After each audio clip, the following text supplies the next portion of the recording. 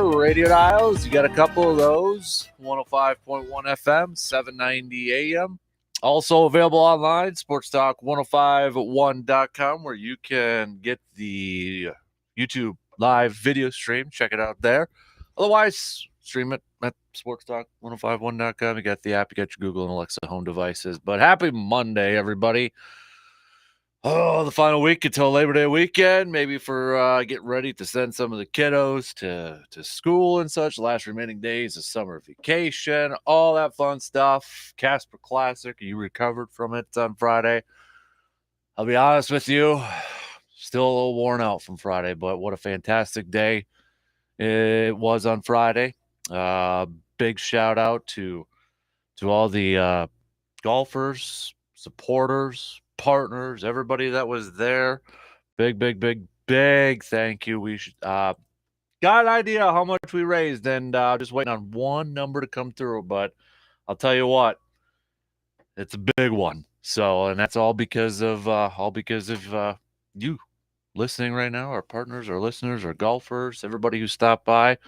But raising a lot of money for Backyard Dreams. So it was a lot of fun out there on Friday, and hopefully everybody who was there, participated, hopefully you enjoyed yourselves. Hopefully you had a fun time too. So big thanks. Again, I cannot thank you enough. I'll probably thank everybody again throughout this morning and throughout this week. So just get used to it because definitely grateful. So thank you.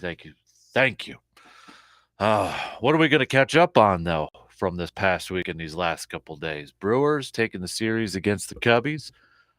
Still 6 back from the St. Louis Cardinals in the division. If you're taking a look at the wild card here, Brewers are 1.5 back from the Padres. Kind of eyeing up the Padres for that final wild card spot.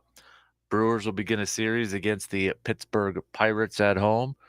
The Padres going to begin a series against the San Francisco Giants.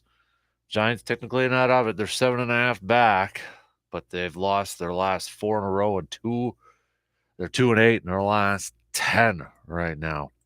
But still not out of it. But Brewers started off the series a little shaky there. Losing next ratings on Friday. Able to come back and get the win on Saturday. Getting the win yesterday, 9-7. So today we get Corbin Burnes on the mound to start this series against the Pirates. We said on Friday, and a lot of you saying the same thing, must-win series for the next couple weeks here. Brewers getting 2 out of 3 to win that series against the Cubbies. Christian Yelich had himself a weekend. Garrett Mitchell making his first appearance as a Milwaukee Brewer. So we'll see, what if he can continue to maybe get some more playing time, especially out there in the outfield. But he collected his first hit yesterday. Got an RBI on top of it too. So Garrett Mitchell, a guy that a lot of Brewers fans kind of cautiously optimistic, seen a lot of positive stuff from him the last couple of years in the minors. Oh, he made the jump, and maybe with the boatload of outfielders that the Brewers have in the minor league system, one of them that they got in a trade with Josh Hader Ruiz, that we all thought maybe would be the first one up, but no, they went with Garrett Mitchell, and they collected his first hit and a couple of RBIs yesterday.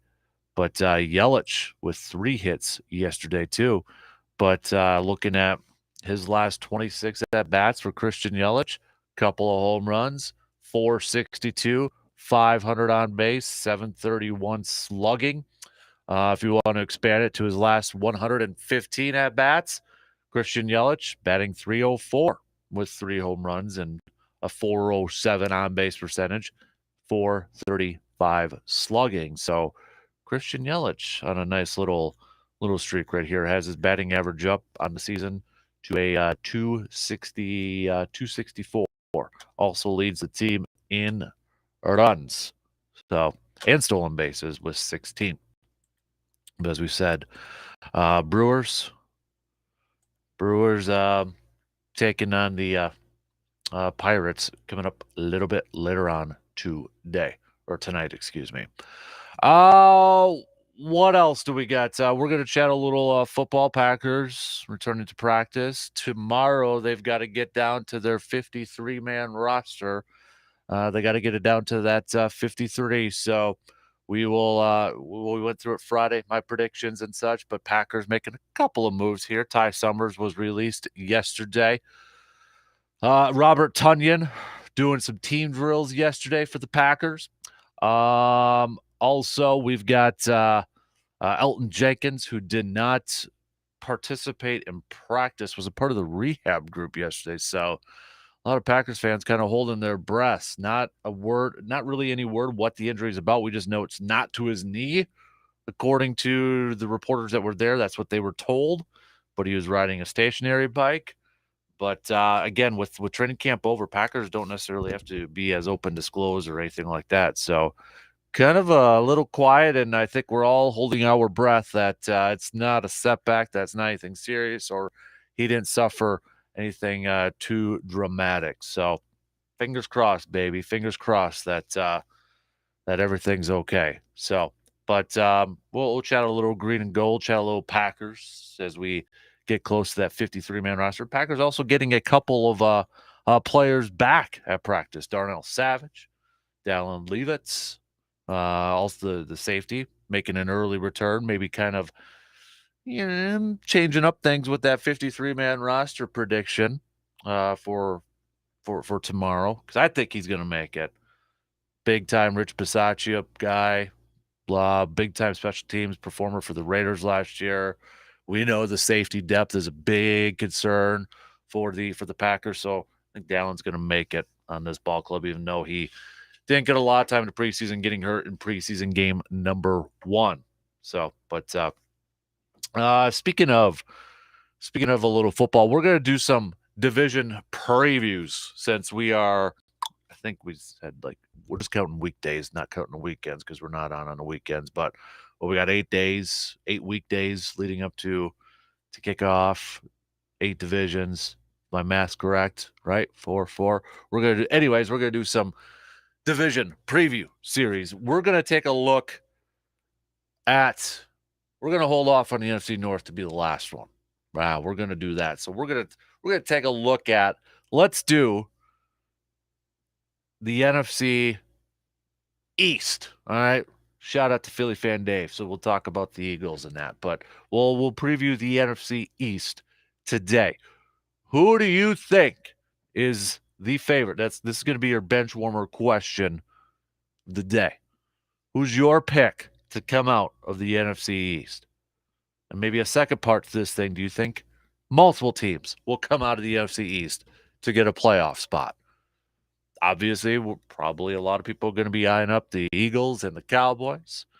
But hit us up with some text. We'll put it up on Twitter on the poll there and such. But start to think about that for a little bit. And we'll, because we're getting closer and closer to kickoff. Can't believe it's already going to be coming up here fairly, next?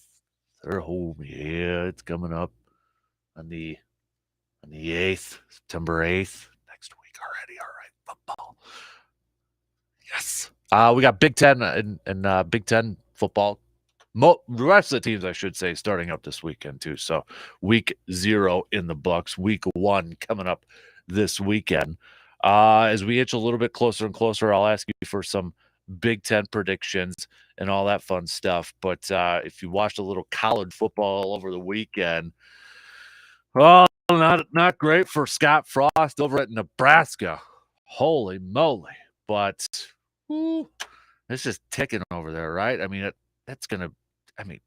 time's just running out on Scott Frost. It's got to be, right? It's just got to be running out there. But we got boatload of games coming up starting on Thursday. We got Oklahoma State taking on Central Michigan, Pittsburgh versus West Virginia. Wake Forest is also going to be in action. Michigan State's going to be taking on Western Michigan on Friday. And then, of course, Saturday is the boatload of games on that schedule, including Wisconsin versus Illinois State. Plus, Blue Golds will be kicking off their football season. And a reminder, you'll be able to check out the football games right here on the radio dials of 105.1 FM and 790 AM. Also at sportstalk1051.com too. So getting ready for the official. I know they had week 0 and all that sort of stuff, but this is, to me, the weekend of college football opening up. But yeah, you're taking a look at the Big Ten over there. Whew.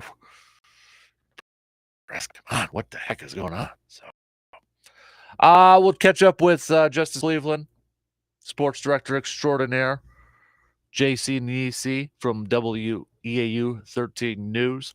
Catch up on some of the local action from this past Friday. Taking an early look at some Week 3 action in the high school football world. So we'll catch up with Justice Cleveland. Also, we will be doing studs and duds from the weekend. So think about that for a little bit. You can hit us up with some texts, 715-830-1912 on that Shoe Doctors bullpen line, 715-830-1912. I'll hit up what else. Yeah, we got a little Monday morning quarterback in action too. We'll do in the 8 o'clock hour. But all right, that's your rundown. Let's hit it. Let's get her going here this morning. We'll open up things, chatting some baseball, some Brewers baseball. Also, throwing a little green and gold chat, give you some updates on practice from yesterday, who participated, who didn't, maybe some more rumors and info on cuts. Remember, teams got to get down to their 52 by tomorrow. Only one so far from Green Bay with Ty Summers, but who else could be on that block? And let me ask you this: do you think we'll have any surprise cuts? If you had to make a bold prediction, on a surprise cut by the Packers, who do you think it is? Or if you want to kind of flip it around, who do you think, or what do you think will be the surprise decision from the 53? Maybe you're like, I can't believe they kept 7 defensive linemen, or I can't believe they're only carrying 2 wide receivers, or heck, they're carrying 3 quarterbacks. Are you kidding me? Whatever you got. I want to hear some bold predictions from you, all right? Let's get her going. Wisconsin Credit Union, lead off right now. Let's hit it up.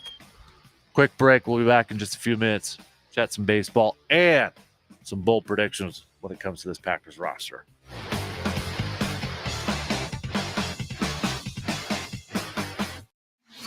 Got a take on today's topics but can't call in? Then hit us up on Facebook, Twitter, or the text line and let your fingers do the talking. Football season is here, and if you're like me, it's got me thinking about the good old days. Friday night lights, touchdowns, cool fall weather, and those old sports injuries. Let me ask you a quick question. Are you still dealing with some pain from those old sports injuries? Is that pain still bothering you today? Let's change that. Start living that pain-free life. And you can accomplish that with the help from Chippewa Valley Orthopedics and Sports Medicine. To start living that pain-free life today, visit cvosm.com to get started. Fall is fast approaching. Football, leaves falling, cooler nights and mornings, and hunting season. It's time to get ready for hunting season, people. You've waited all winter, spring, and summer for this. And Tilden Gun has been waiting for you. You looking for a shotgun for turkey, duck, or bird hunting? How about a new rifle for deer or bear hunting? Tilden Gun has the best selection in the area and at the best prices. Tilden Gun is your best spot to get ready for the upcoming 2022 hunting season. I know from experience. I've gotten my new turkey shotgun and my new deer rifle from Tilden Gun. And I ain't kidding when I said it was the best price that I found. And you want to talk about the selection? Tilden Gun easily had the best selection of firearms. I can't tell you how many people have told me that Tilden Gun was the only place that could find the certain firearm they were looking for. So what the heck are you waiting for? Visit tildengun.com to look for your new hunting firearm today. Fantasy football season is upon us. So the question is, who's number 1 on your draft board this year? Is it that stud running back, that MVP quarterback? Well, I'll let you in on a secret. My draft board, It consists of players named Aaron, Matt, Ben, and Jason, anyone from the Carpet City Flooring Center team. Because when it comes to getting that new floor in your home, don't live in that fantasy world. Work with the best and the most consistent winner there is. That's Carpet City Flooring Center. The entire team there will become the best teammates you could hope for. And I know this from my own experiences. So if you're thinking about getting that new floor in your home, your office, your man cave, bedroom, or wherever, stop fantasizing about that new floor. Just make it a reality with the best team in the biz. It's Carpet City Flooring Center right here in Eau Claire. So rip up those mock draft boards. There's only one place you need to go when it comes to all of your flooring needs. Visit Carpet City Flooring Center for yourself today at 3109 East Hamilton Avenue in Eau Claire. Football season is here, and if you're like me, it's got me thinking about the good old days. Friday night lights, touchdowns, cool fall weather, and those old sports injuries. Let me ask you a quick question. Are you still dealing with some pain from those old sports injuries? Is that pain still bothering you today? Let's change that. Start living that pain-free life. And you can accomplish that with the help from Chippewa Valley Orthopedics and Sports Medicine. To start living that pain-free life today, visit cvosm.com to get started. Ask Sherwin-Williams during the Endless Summer Sale, August 26th through September 5th, and get 30% off paints and stains with prices starting at $29.39. That means 30% off our most popular color family, blue. Psychologists have found it to be soothing and relaxing, which makes it especially great for bedrooms and bathrooms. And of course, 30% off all of our other colors. Shop the sale online or visit your neighborhood Sherwin-Williams store. Retail sales only. Some exclusions apply. See store for details. Realtors abide by a code of ethics. This is Article 9 in action. Beth, a first-time homebuyer, knew nothing about the home buying process, except that she wanted to buy a home. But her realtor had the expertise to make sure Beth understood every document, even giving her copies to review with her lawyer so Beth could close on her first home with confidence. Complicated things explained in simple terms. The difference between an agent and a realtor is real. Realtors are members of the National Association of Realtors. That's who we are. Because you have high standards and won't settle for anything less, like your wife did. It's the Dan Kasper Show.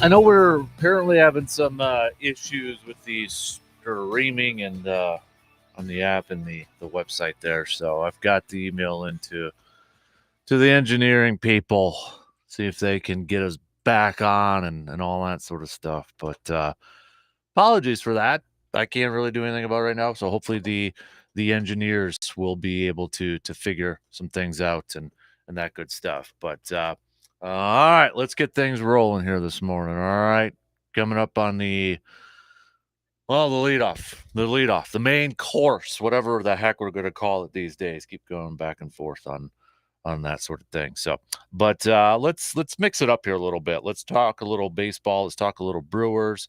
Let's talk a little Packers. I'm throwing out a couple different questions out to you here this morning. When it comes to the Packers, do you have a surprise prediction? Do you have whether it's a player or a position group that you're like surprised, like make a bold prediction, like you think, I think Green Bay is going to carry only 2 running backs. I think they're going to carry 7 defensive linemen. What do you think? All right, hit us up on the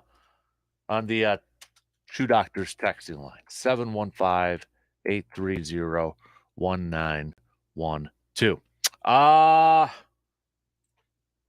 Yeah, we'll get to some of your responses coming up here in just a little bit. I'm going to minimize that. But before we get to that, let's get you up on some baseball action. So the Brewers, they get the series win against the Cubbies. If we go back to Friday, rewind it a little bit there, and we throw out the question: is this a must-win series? Is this or actually not just the Cubs one, but for crying out loud, the for the night for this Pittsburgh one starting, and then Arizona and Colorado and all that sort of stuff.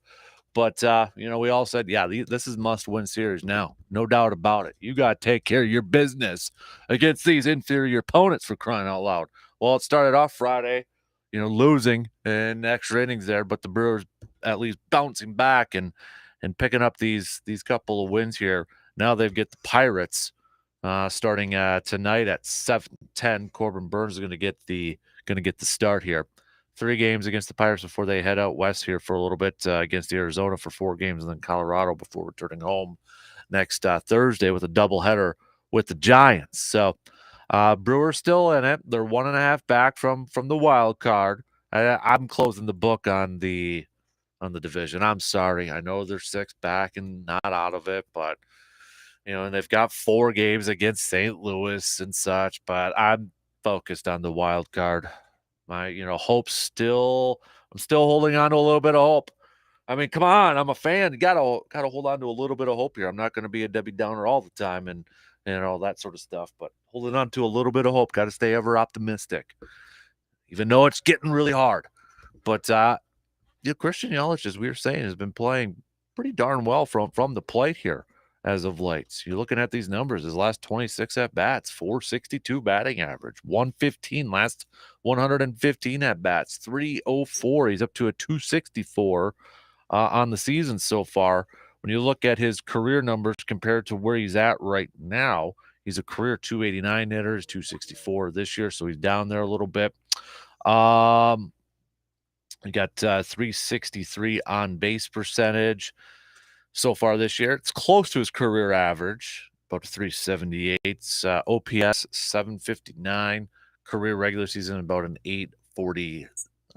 Career OPS is about 847. So far this year is 759. So a little bit down from his career numbers, but I mean, you're looking at it. Looking at some of the other numbers across Major League Baseball, it's like, is that the new norm? I know we've talked about that ad nauseum for how many times there, but give him credit where credit is due, and Christian Yelich is playing some solid baseball at the plate as of late.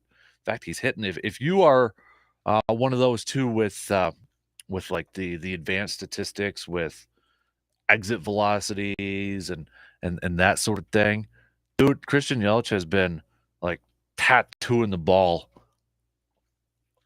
based off those. I mean, I'm trying to find the exact numbers here, but I saw it on the good old Twitter yesterday.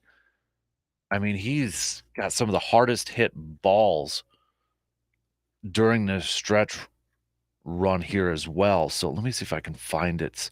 Yeah, exit velocities for Yelich's 5 at-bats yesterday. 106.8, 97.3, 110.2, 96.3, and 100.2. Those exit velocity numbers. Woo. So if you're into the advanced statistics, that's pretty darn impressive. Dude hits the ball hard.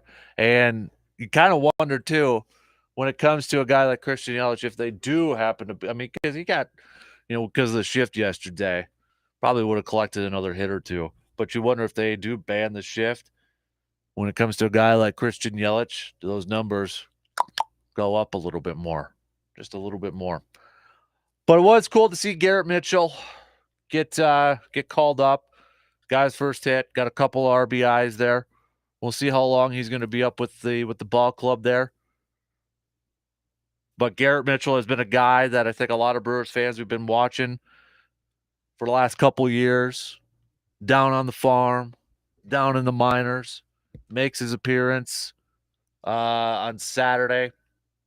Doesn't get an at-bat. Gets in the starting lineup yesterday, collects that hit with a couple of ribbies there too. So But Brewers remaining 1.5 back from the Padres for that wild card spot. Speaking of the Padres, something that I was thinking about yesterday, because Josh Hader stinks right now.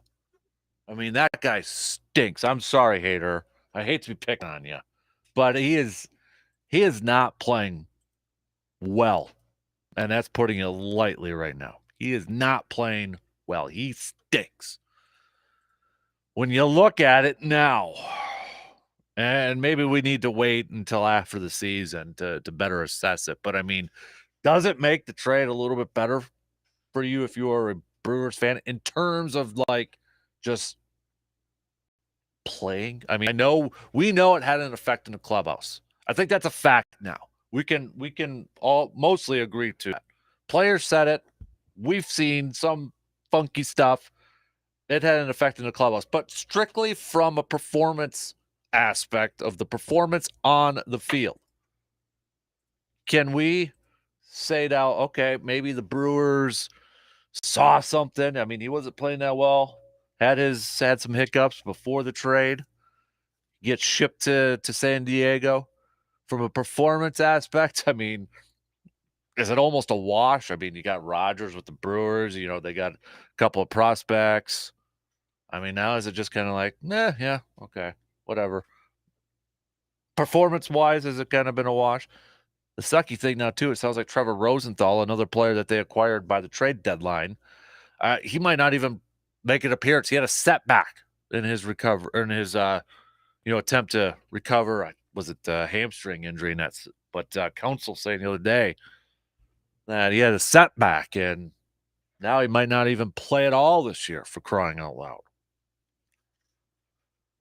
But, with the way Josh Hader has been playing and given what's, some of the bullpen options that the Brewers have thrown out there, is it almost, I don't know, kind of a wash at this point? Now, that's not to say if he'd have stayed with the Brewers, maybe he's normal Josh Hader, plays at that high level. We don't know.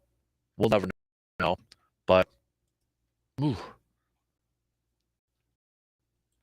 it's kind of interesting to watch both Padres and the Brewers in this aspect, that these are going to be the two teams that will probably be battling for that final wild card spot. But you look at Josh Hader in his last 7 games,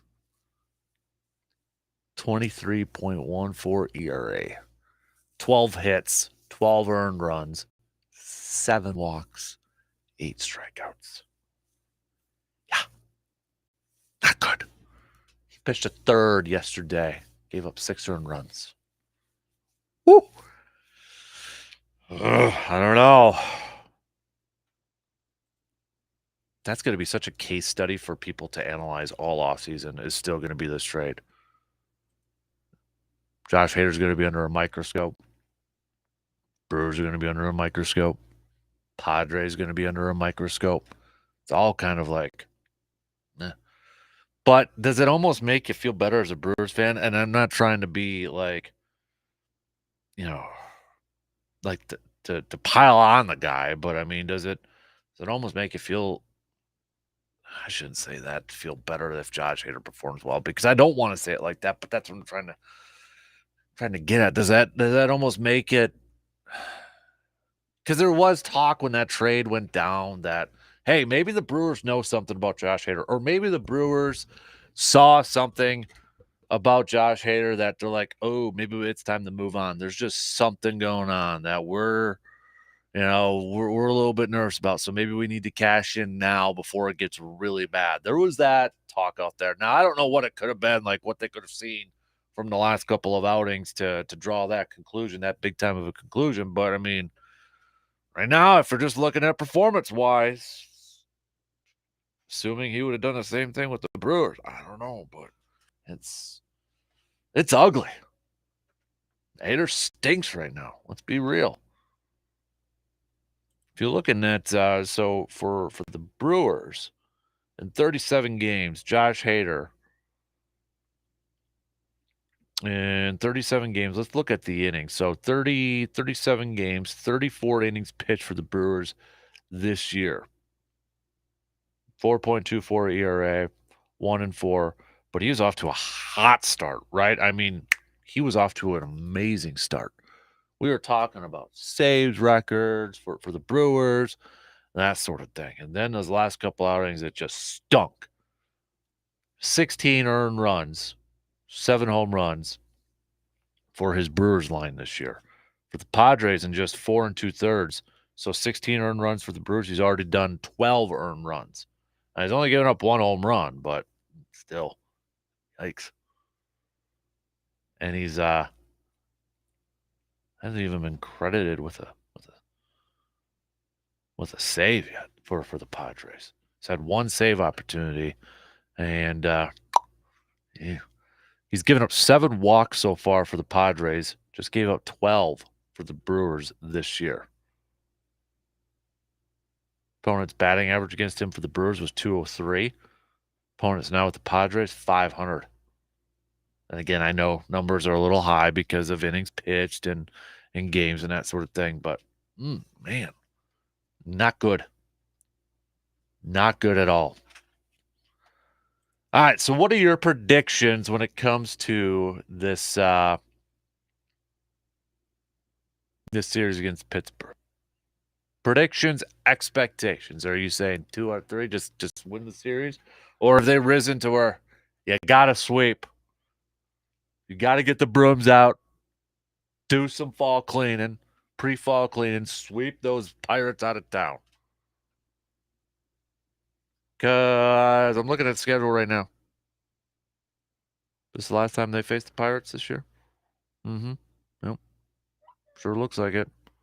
The last time they faced the Cubs this past weekend, too, because they got Arizona, Colorado, San Fran, Cincy, St. Louis, Yankees, Mets, Cincinnati, St. Louis, Miami, Arizona. All right, take care of your biz. Get it done. Win these series. Got to win it.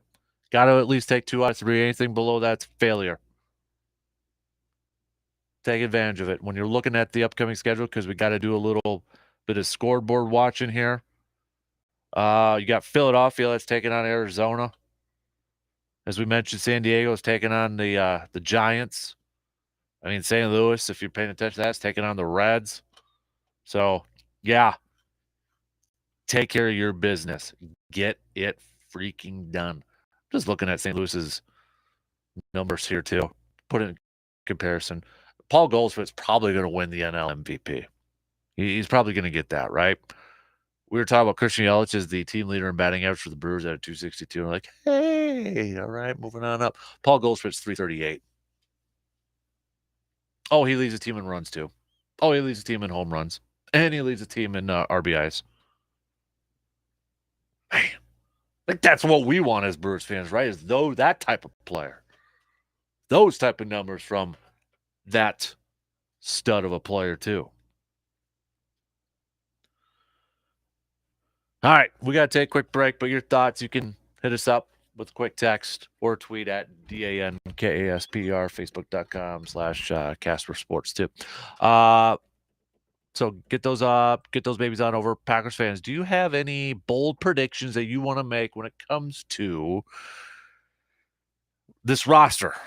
We're going to know what the 53 is going to be tomorrow. It might change the following day or two, but in the initial 53, do you have any surprise, any bold predictions, whether it's by a player or a position? Do you have a surprise cut? Do you have a surprise or a bold prediction in terms of how many players are going to keep at a certain position? Come on, let's see anybody. Let's make those bold ones out there, okay? Hit me up with some texts. Quick break. We'll chat some green and gold coming up after these quick words. Packers returned to practice yesterday. Packers fans holding their breaths when it comes to one player, though. 180! The Dan Kasper Show will be right back. Fall is fast approaching. Football, leaves falling, cooler nights and mornings, and hunting season. It's time to get ready for hunting season, people. You've waited all winter, spring, and summer for this, and Tilden Gun has been waiting for you. You looking for a shotgun for turkey, duck, or bird hunting? How about a new rifle for deer or bear hunting? Tilden Gun has the best selection in the area and at the best prices. Tilden Gun is your best spot to get ready for the upcoming 2022 hunting season. I know from experience. I've gotten my new turkey shotgun and my new deer rifle from Tilden Gun. And I ain't kidding when I said it was the best price that I found. And you want to talk about the selection? Tilden Gun easily had the best selection of firearms. I can't tell you how many people have told me that Tilden Gun was the only place that could find the certain firearm they were looking for. So what the heck are you waiting for? Visit tildengun.com to look for your new hunting firearm today. Hi, this is Matt LePay, voice of Badgers football and basketball. At this very moment, there are thousands of Wisconsin families impacted by Alzheimer's disease or dementia who need support. Who do they trust? The Alzheimer's Association. Caregiving can be an emotionally, physically, and financially draining role. The Alzheimer's Association provides education, care, and support to all those facing Alzheimer's and other dementia. The Alzheimer's Association is here all day, every day, through their free 24/7 helpline. One call, thousands of answers. If you have concerns about memory loss or other cognitive changes, or questions about caregiving, Alzheimer's diagnosis, and treatment or clinical trials, make that call today to 800-272-3900 or visit alz.org/WI. Sponsored by the Alzheimer's Association Wisconsin chapter with funding by Oak Park Place Foundation. Fantasy football season is upon us. So the question is, who's number one on your draft board this year? Is it that stud running back, that MVP quarterback? Well, I'll let you in on a secret. My draft board, it consists of players named Aaron, Matt, Ben, and Jason, anyone from the Carpet City Flooring Center team. Because when it comes to getting that new floor in your home, don't live in that fantasy world. Work with the best and the most consistent winner there is. That's Carpet City Flooring Center. The entire team there will become the best teammates you could hope for. And I know this from my own experiences. So if you're thinking about getting that new floor in your home, your office, your man cave, bedroom, or wherever, stop fantasizing about that new floor. Just make it a reality with the best team in the biz. It's Carpet City Flooring Center right here in Eau Claire. So rip up those mock draft boards. There's only one place you need to go when it comes to all of your flooring needs. Visit Carpet City Flooring Center for yourself today at 3109 East Hamilton Avenue in Eau Claire. With the changing of the seasons, is that also getting you in the mood for changing up things around your home? But you probably got two questions on your mind. Where do I go to donate some items? And maybe where do I find some different items for my home? Easy. Chippewa Valley Habitat for Humanity Restore. You can do it all in one stop at the Chippewa Valley Habitat for Humanity Restore. You could donate your couch and decide to go with a couple of recliners that you found at the Restore to change up your look. And the best part of all this is that your donation and your purchase goes to helping fund home builds for families in our area. Habitat for Humanity is doing some amazing work in our area, and you can be a part of that too. Just visit cvh4h.org for more information and visit the Chippewa Valley Habitat for Humanity Restore at 145 North Claremont Avenue in Eau Claire. You'll never know what kind of treasures you can find at the Restore. And if you want to early look at some of the awesome stuff at the Restore, don't forget to like and follow the Chippewa Valley Habitat for Humanity Facebook page. He may not be the smartest sports talk host, but darn it, he gives 110% every time. Now here's your host, Dan Kasper.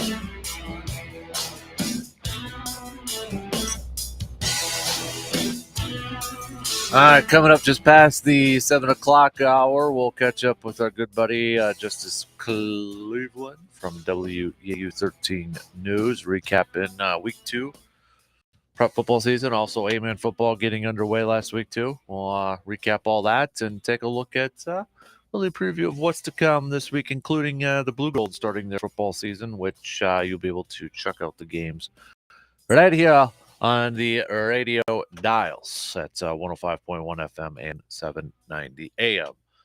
Packers will have to trim their roster down to 53 by tomorrow. Yesterday, the Packers letting go Ty Summers. I don't think that was a big surprise to anybody out there.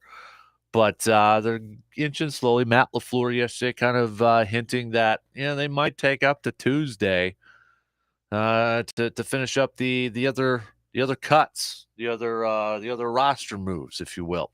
But the Packers did do some practice yesterday. And the big thing that I think I think I could speak for the majority of Packers fans here when I say this.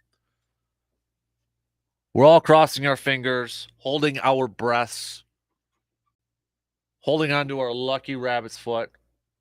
Whatever it is that we are like hoping for, or whatever it is that you do for luck, I should say, praying to the football gods, throwing a penny into the wishing well that Alton Jenkins didn't suffer a setback, because yesterday he was with the rehab group just working on the treadmill. Now, for whatever it's worth, the reporters who were at practice were all told that it wasn't an injury to his knee that he's coming back from, but that's all they know, and that's all we know. It's not related to the knee and to his previous knee injury, and the team doesn't have to provide injury reports this week. So, yeah, you can kind of, you're just really hoping that it's not anything serious, that he didn't have a setback, that he didn't have another injury or anything like that. We gotta take it for what the Packers said, that it's not a setback to his knee injury, but you're just really, really hoping it's not anything major that could affect him from being on the field come week 1, or heck, in the early parts of this season. We need Alton Jenkins out there. Okay? We need him in the big giraffe, David Bakhtiari, out there. But Big Bob Tunyon, Robert Tunyon, did get back to team drills. So, I mean, he's trending towards being ready week 1 by being involved in team drills. So that's a positive. Bakhtiari, after having the last practice off, was back at practice. Yesterday, just doing the individual drills only, which is no big surprise. But Packers also getting some nice some good news yesterday. Darnell Savage returned to practice from that hamstring injury. Also, Dallin Leavitt coming back, safety, who he was an offseason addition by the Packers, played for Rich Bisaccia for with the Raiders. Big time special teams contributor. Was at least at the beginning a potential option as a reserve safety. We didn't see a whole lot from him in the preseason because of him getting hurt in week 1, or excuse me, in the first game against the 49ers.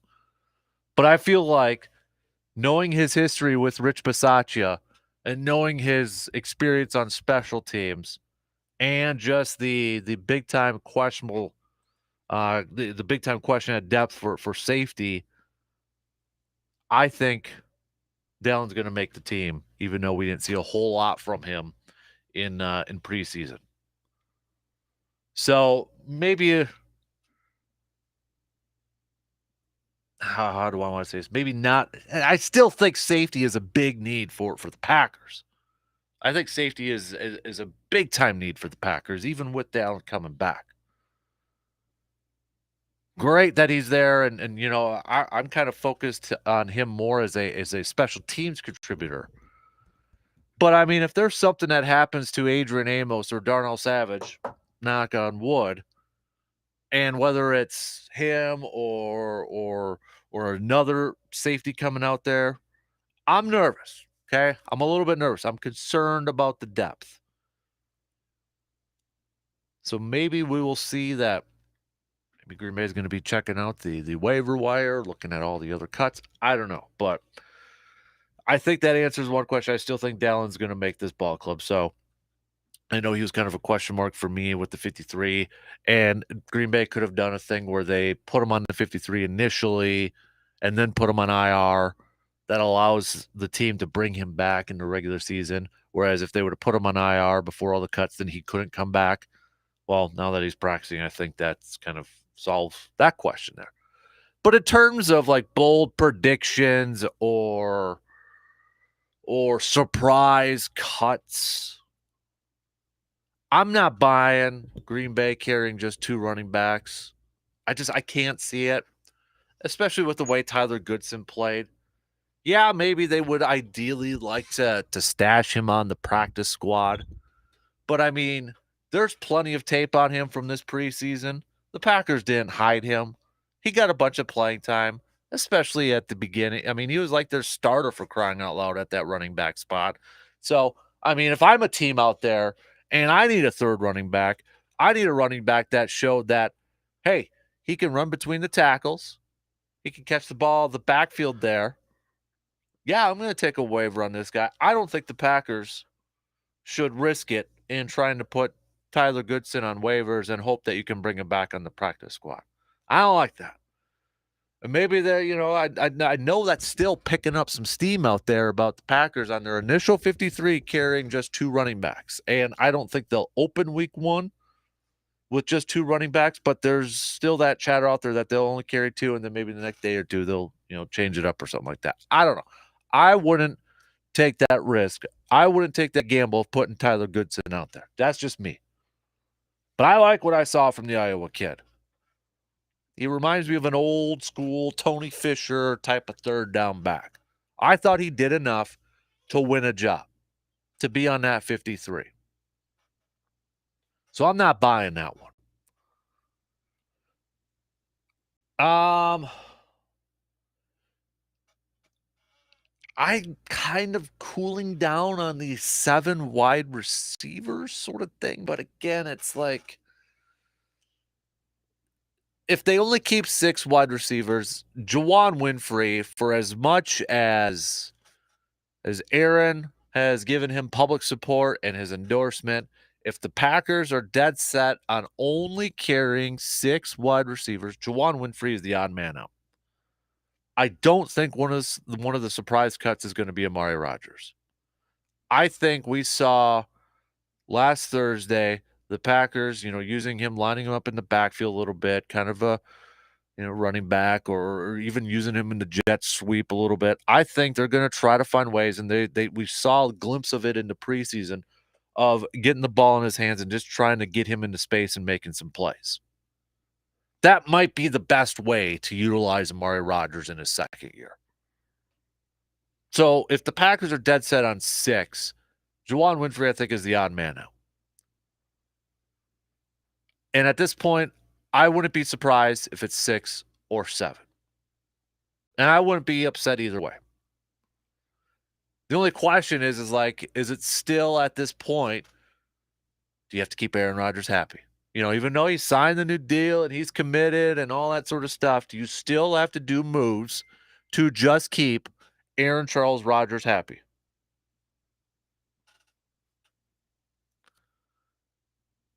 That's an unknown. And I'm really curious to know with this Elton Jenkins thing, does it change how many offensive linemen that the Packers are going to keep? We don't know if this is something that could affect his week 1 status. We don't know if it is a setback. We don't know if it is a setback, how major a setback it is. But the biggest thing now is with Elton Jenkins, does it affect how many offensive linemen the Packers decide to keep? Because in my 53 that I threw out there on Friday morning, and if you missed it, I'll put it on a Green and Gold Chalk Talk newsletter that I'll send later this morning. You got to subscribe at sportstalk1051.com for free. There's your plug. But on my latest 53, I only had 9. That's your typical starters are Bach, Elton, Runyon Jr., Myers, Royce Newman, Zach Tom, Sean Ryan, Yash Nyman, Jake Hansen. But if there is concern about Elton, maybe they do carry that extra offensive lineman. Maybe they carry 10. Maybe we'll find out more today. I don't know. I'm not putting a whole lot of stock into that. But I think maybe if there is a bold prediction out there when it comes to position groups, for me, it would be that the Packers carry like 6 defensive linemen. If they carry 7, that's a lot. But I mean, Chris Slayton did some nice things in the preseason. The old trash can, Jack Heflin himself, he put a lot of great stuff on film in this preseason. You know, maybe ideally you'd like 5 defensive linemen. You know, you get into a nickel, you only got like 2 defensive linemen, 3, 4 base defense. Probably don't want Kenny Clark off the field too many times. But I mean, with the way Jack Heflin played, do you want to risk it trying to put him on the practice squad again? So I think my bold prediction, I might stick with it, is 6 defensive linemen, which may be one more than what, the average, a 3-4 team. I guess now, a lot of base defenses are nickels if you really want to get down to the brass tacks of it all. But it might be the 6, and, do they really want to push it and carry 7 for crying out? I don't know. 7 might just be too much. But I really think the only bold prediction that I'm going to throw out there is 6 defensive linemen. Or initially I thought it would just be the 5. Kenny Clark, Reed, Dean Lowry, Wyatt, and TJ Slayton. But I think Jack Heflin played his way onto this roster, and they're going to keep 6. As in terms of players for surprise cuts, I just don't see it. It's not going to be Dean Lowry. It's not going to be Sammy Watkins. I mean, maybe. I mean, one thing that would surprise me at the beginning of the preseason, it wouldn't have surprised me, but maybe now it would, based off of the amount of reps he got and the amount of playing time he got. But I mean, if the Packers decide to move on from Jake Hansen and keep somebody like a Caleb Jones instead, that would probably give me a mild surprise. Just, for as much as we saw Hansen play this year at guard and at, obviously he started his career as a center. But that would probably give me a little bit of a mild surprise there if the Packers decide to move on from Hansen and maybe go with a youngster that they really like his ceiling and his potential there. But other than that, I mean, I don't see. I mean, there are surprises out there that if they they all of a sudden they cut Amari Rodgers or Chris Barnes or something like that. I just don't see those happening. I just can't see those happening. But we'll see. Rest of you, text those babies on over, okay? 715-830-1912 on that Shoe Doctors bullpen line, okay? Or you can hit me up on Twitter at DANKASPER, Facebook.com/Kasper Sports. The YouTube live video stream, you can comment on there too. Coming up next hour, we'll catch up with Justice Cleveland, catch up on some local stuff. We'll get back to some Brewers chat. And then probably, in the 8 o'clock hour, we'll kick off, pun intended, our division preview series. We're going to save the NFC North. Because that's the fun one. That's the easy one. I get it. Green and gold, Minnesota, Detroit, Chicago. We're saving that one. We're going to kick things off with the NFC East. Shout out to Philly fan Dave.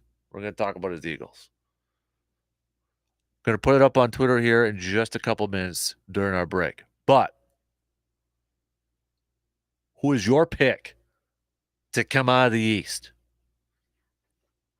Who is your pick to be the NFC East champions? You're going to go with the Eagles or are you going to go with the Cowboys?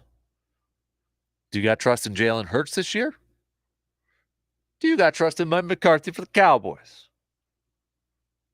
Do you think 2 teams will come out of the East to make the postseason? Okay? What does the Benchwarmer Nation say? If you don't have Twitter and you won't be able to vote, you can vote via the text line. I'll add it on there too. Okay, I'll put it on there too. But we'll get to that in the 8 o'clock hour right after we do some studs and some duds. So don't forget you can send your list of studs and duds on over to 715-830-1912. But all right, there you go. There's the Oscar music, baby. There's the Oscar music. One in already on this Recovery Monday. Can we call it a Recovery Monday from Friday? This for me. I need more caffeine. All right, quick break. We'll be back in just a few minutes.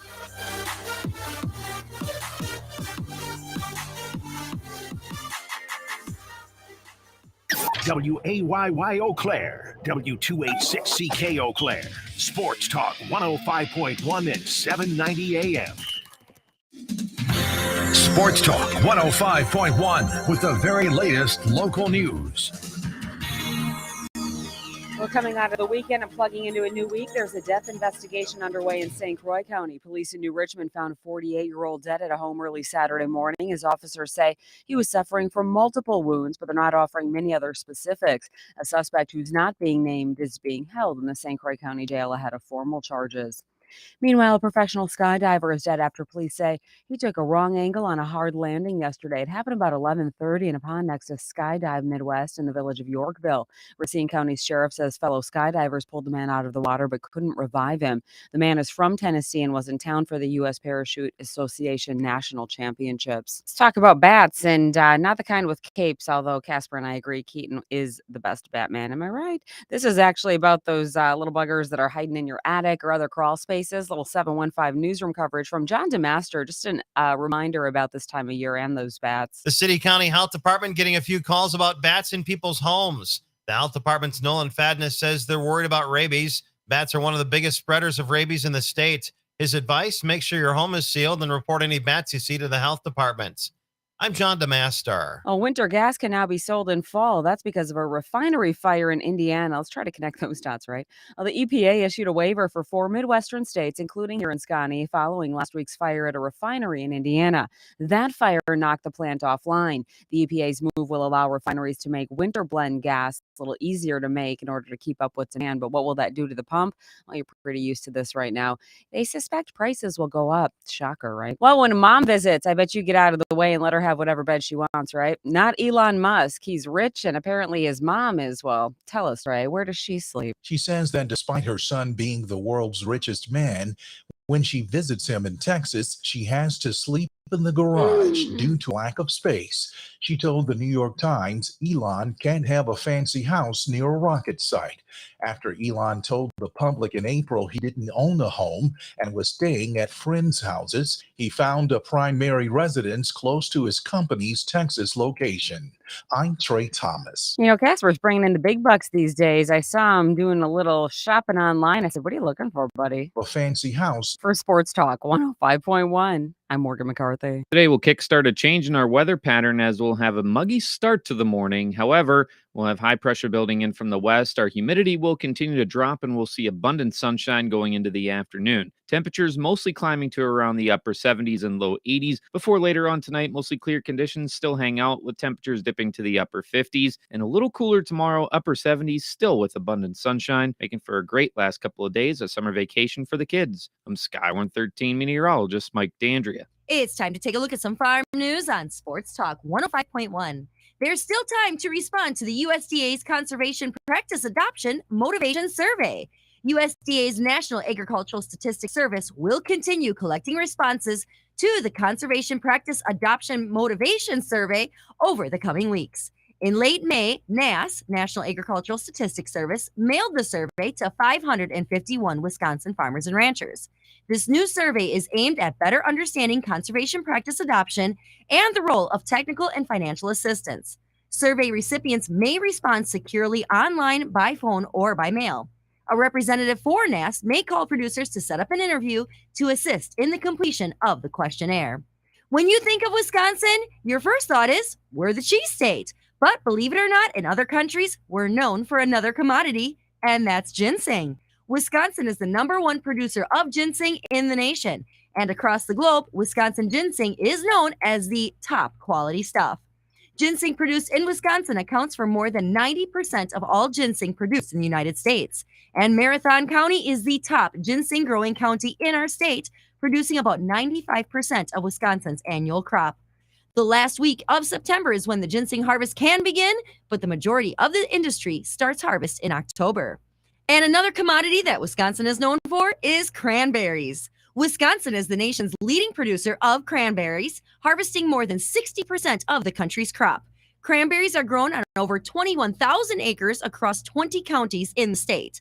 The sand and peat marshes in central and northern Wisconsin create the perfect growing conditions for those berries. The little red berry, Wisconsin's official state fruit, is the state's #1 fruit crop, both in size and in economic value. That's a look at some of your farm news on Sports Talk 105.1. I'm Kristen Smith. Easy moving and storage, making life easier. Moving cross town or just moving on out. Efficient and affordable, that's what we're all about. In the Chippewa Valley since '89. Any move of any size, we don't waste time. Locally owned, we always pick up the phone. Easy moving and storage, making life easier. With Discover, you can redeem your rewards for cash in any amount at any time. Learn more at discover.com/redeem rewards. Terms apply.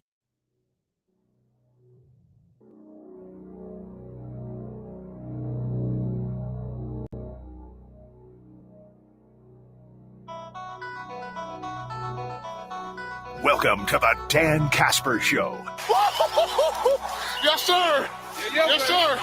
It's the show that features serious, thought-provoking sports talk and insightful sports commentary. You knew it! In other words, it's the show where they all talk a crap load about sports. Let's go for it! Now let's introduce your host, a man who lives and breathes and has a passion for sports. A man who breaks everything down in the sports world and gives you everything you need to know. Plus a bunch of stuff you probably don't need, but you'll still enjoy it. You can't handle the truth. Here is your host, Dan Kasper. Prime time! Prime time!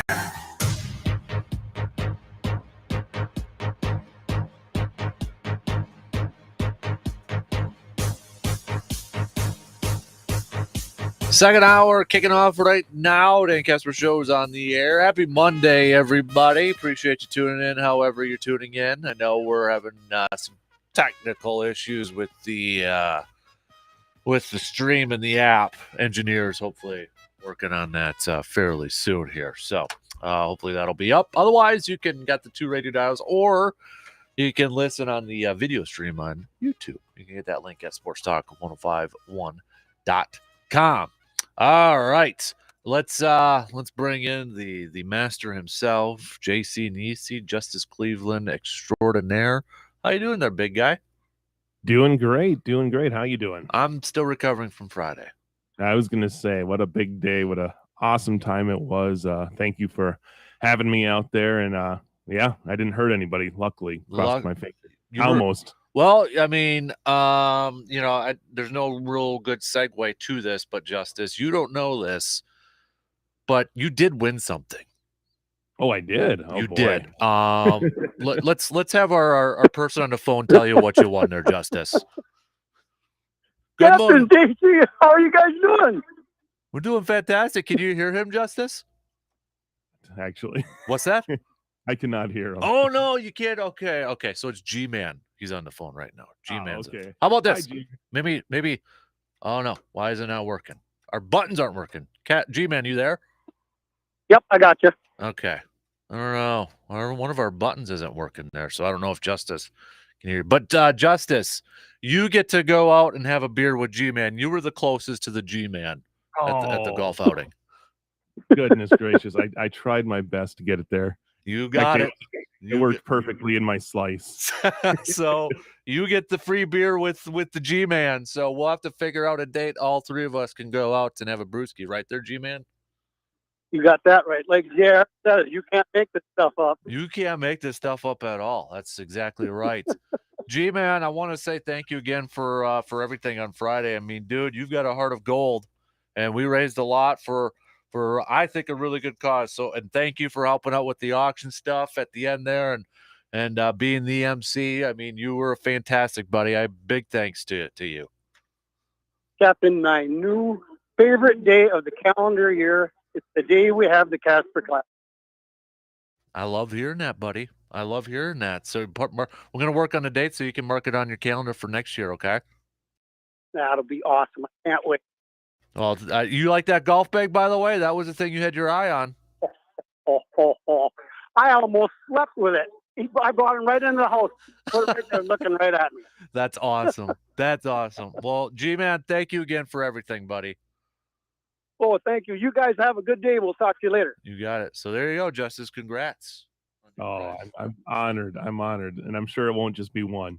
So you know what we should have had you because I think G-Man's got that poster. You should autograph it for him. Do I get to autograph the power box that I nearly took out? That too. Okay. Justice hit it here. Right. Exactly. Oh, but perfect day for golf. So. Yeah, it was great to be out there with Brandon and his crew. That's who I got to golf with. We had a lot of fun. So yeah, that was good job, Dan. I'm glad that you it was a great success and you raised a lot of money, like you said, for a good cause. Yes, and big thanks to WEAU 13 over there too for the love in the morning. I know I gave Bob a little bit of a shot at championships, but I think he was okay with it. So he'll be okay. I showed him the championship belt, and I'm like, Bob, I know you don't know what a lot of these look like, but you got one with the bear. So here's what a championship looks like. So. I mean, at least he was alive when that happened. So that's true. That's true. I wasn't, so I didn't have to go through it. So, speaking of football, week 2 already in the books. So I know 8-man started up last week, Justice. But what stood out to you from last Friday? Anything that you want to hit up and kind of recap for us? I think in looking back at it, Eau Claire Memorial now 2-0, went on the road, got the win at La Crosse Central. So they'll come back this week and be the big battle of Eau Claire with North 0-2, but man, they have been close in both their games and they're making strides as a team. So at Carson Park on Friday, that should be a fun one to see. And then I think you got like Cadott. Cadott continues to play very, very well. 2-0 on the season, and it's been a fun kind of a early part of the season because a lot of these early non-conference games have been old rivalry games before they switched up the conferences. So we've had some good games like that. Fall Creek 2-0. They got a tough grinded out win against Augusta as well. Altoona got their first win. So a lot of great games going on, and there'll be a lot more coming up on Friday. Yeah. Speaking of coming up on Friday, is anything you mentioned? You've got North and Memorial Nap, but anything else on the schedule that kind of is you're keeping your eye on? I know the Blue Gold start their football season coming up this weekend too. But what's kind of got you paying attention to this upcoming schedule? Another game that another team that I didn't mention because they played on Thursday, but Chi High, they're 2-0 and they'll be taking on Hudson 2-0 and a really good early season Big Rivers matchup to start the season for conference. So that one will be at Doré Field. So that's a very big game right away to start the season off for both these teams. So I think that'll be a fun one to watch on Friday for sure. And it's also it's kind of a plug for Chippewa Falls. They do their clothing collection for veterans that they do on that game. So that's a good one if you can get out there too and help a good cause as well. So to me, I look at that matchup and for Menominee, they're 0-2 to start the season. So it's a big game up in Superior, just, try to get things back on track. They've been close games. They lost to Rice Lake and then on Alaska last week. So then, Fall Creek, talking about them being 2-0, they've got Mondovi coming up, and Mondovi's been playing great too. So that'll be another matchup that you'll want to check out. Awesome. And then I know we got, like I mentioned, Blue Gold football coming up here too. I mean, what do you think the expectations should be with this Blue Gold football program this year? I mean, they're from within, they're pretty high. Yeah. We heard Dan Schumacher last week saying that, there's very high expectations going into this season. So for Wesley Bashona and her team, it's, third season on the field, 4th season overall, if you count the COVID season as well. Right. So I think there's, they want to see the strides being made. 3-7 the last 2 seasons, I believe, is what they finished. And last year started 3-0 before hitting the slide. So it's a team that's got a lot of guys returning. And, third year, I think that for head coach Wesley Bashona, it's time to see what he's implemented really come into fruition. And I mean, when I went out there for one of their first practices, you could just see the enthusiasm and just how excited the team is. So I think they, Schauner said that they love the pressure, and we'll see. It's starting against Loris on Saturday at home. Yeah. So we got that, and I know we've got we'll get into a little bit more college football later on with the Badgers and such too. But 8-man football got underway too, so we're week 2. It's kind of weird. I always kind of trip up a little bit when I say, "Hey, week 3 of the prep season." Well, 8-man football teams are out there like, "Oh no, it's week 2, week 2 for us." So got to keep that matchup. McDonald versus Thorpe. I feel like that's a Brandenburg matchup right there. Right? No kidding. I think he's probably going to be at that one. We'll ask him Friday, but yeah. We'll ask that or him. Hudson Chippewa Falls. We'll see. That's a good one there too. So you need 2 Brandons to cover those. Maybe there is. There's always been a theory. Yeah, never know. That's kind of creepy. What about so is pretty much the entire fall season for prep wise underway? Justice, volleyball. I know tennis is. Golf, cross country. Is everybody kind of getting in games, or is there still a sport that is waiting to start their season? Nope, there should all be in games. And we saw this weekend we had some cross country going on, volleyball sprawl over at UW Stout. Golf game's been going on for a while, and then tennis has been started for a while. So yeah, they are in full swing and ready to go.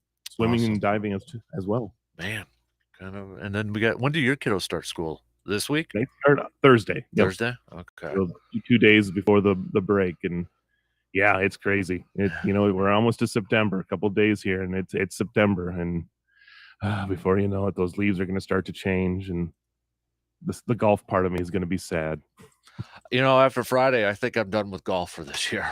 I'm still kind of worn out, man. I saved my worst shot for your classic, so let's just say it that way. I mean, it was. I want to get back out there and you made some memories though. You did it in front of G-Man and his buddy JR there too. So I mean, you're never going to let that one go. No, and the worst thing is last year with G-Man, I was hitting I hit like just some great shots, pulling them out of nowhere. You know what I mean? And then all of a sudden, I get up to it, and Scorch was there, and I got even with the the mulligan, it didn't help, but. Yeah, it was just like, oh, come on. Thankfully, I didn't hit any cards. If anybody's ever played Princeton Valley, they know the par 3 hole 4. Yeah, and it's right next to the parking lot, right next to the clubhouse, and I just hit it off the heel of my my hybrid, and it just went straight left. Thankfully, there was an electrical box there. Yeah, because my truck was right there too. So you and I would have had a discussion. Right, exactly. There have been insurance premiums being asked about, but yeah. So if you ever go out there and you see that electrical box, and there's a few, I'm not the first one to hit it. I'll say that because you can see the marks on it. But man, not the shot you want when people are watching. We should have had G-Man with a marker go out there and write something on there for you. That would have been funny. Surveyor with a quick text here. Good morning, DK. What a great day golfing. Even though I was awful, I had one of the best times ever golfing. Great group of guys out there. I'm glad we were able to raise a bunch of money for a good cause. G-Man might have to change his name to Santa because of how giving he is as a human. Heart of gold. So I agree. Awesome. I agree. You want to do some sports nuggets here before we take a quick break? Let's Sounds do good. 1885, the first prize fight under the Marquis of Queensberry rules was held in Cincinnati, Ohio. John Sullivan defeated Dominic McCaffrey in 6 rounds. 1892, Pop Billy Shriver, Chicago Cubs caught a ball that was dropped from the top of the Washington Monument in Washington, D.C. 1971, Hank Aaron became the first baseball player in the National League to hit 100 or more home runs in each of his 11 seasons. 1977, Lou Brock brought his total of stolen bases to 893. The record he beat was held by Ty Cobb for 49 years. 1994, Mario Lemieux announced that he would be taking a medical leave of absence due to fatigue and after effect of his 1993 radiation treatments. He would sit out the National Hockey League's 94 to 95 season. So those are just some of your sports nuggets for this day, August 29th. Let's take a quick break, and then coming up, we'll get back to some more football talk. Got to put up that Twitter poll. I'm slacking here. So the bench warmer question of the day is going to be who, as we start off our NFL division preview series. Who do you got coming out of the NFC East? I'll put that up now. I promise. I know you're all just waiting to hop on Twitter and vote for that thing. So we'll get that up. We're going to talk some more Brewers baseball. We're going to talk some more Packers as cutdown day is tomorrow. Another question we're throwing out there. Do you think there will be any surprise cuts, or do you think there'll be any surprise, decisions when it comes to the position groups, that sort of thing? Hit us up with some text. We're going to take that quick break. We'll have more after these words with Justice Cleveland, sports director extraordinaire. You're listening to the Dan Kasper Show.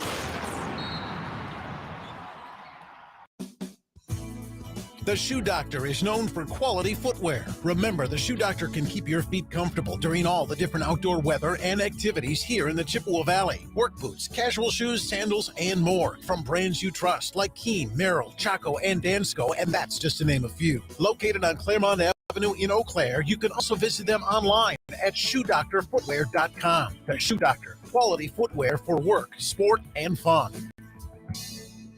Football season is here, and if you're like me, it's got me thinking about the good old days. Friday night lights, touchdowns, cool fall weather, and those old sports injuries. Let me ask you a quick question. Are you still dealing with some pain from those old sports injuries? Is that pain still bothering you today? Let's change that. Start living that pain-free life. And you can accomplish that with the help from Chippewa Valley Orthopedics and Sports Medicine. To start living that pain-free life today, visit cvosm.com to get started. What's the special today? Well, I've got half-price geofencing with a side of SEO, double bubble on all PPC, and 50% off all OTT CTV contracts. Sound familiar when you were looking for marketing options? Are vendors selling you their tactics rather than your solutions? Then let the marketing mixologists at Midwest Family Eau Claire come to the rescue. Midwest Family Eau Claire isn't about hitting their sales quotas. They're about helping you hit yours. Go to MidwestFamilyEauClaire.com today and find out how their integrated marketing solutions make just the right marketing cocktail for you. MidwestFamilyEauClaire.com.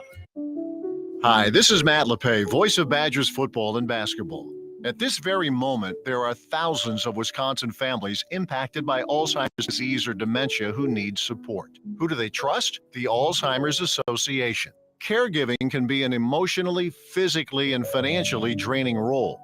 The Alzheimer's Association provides education, care, and support to all those facing Alzheimer's and other dementia. The Alzheimer's Association is here all day, every day, through their free 24/7 helpline. One call, thousands of answers. If you have concerns about memory loss or other cognitive changes, or questions about caregiving, Alzheimer's diagnosis, and treatment or clinical trials, make that call today to 800-272-3900 or visit alz.org/WI. Sponsored by the Alzheimer's Association Wisconsin chapter with funding by Oak Park Place Foundation.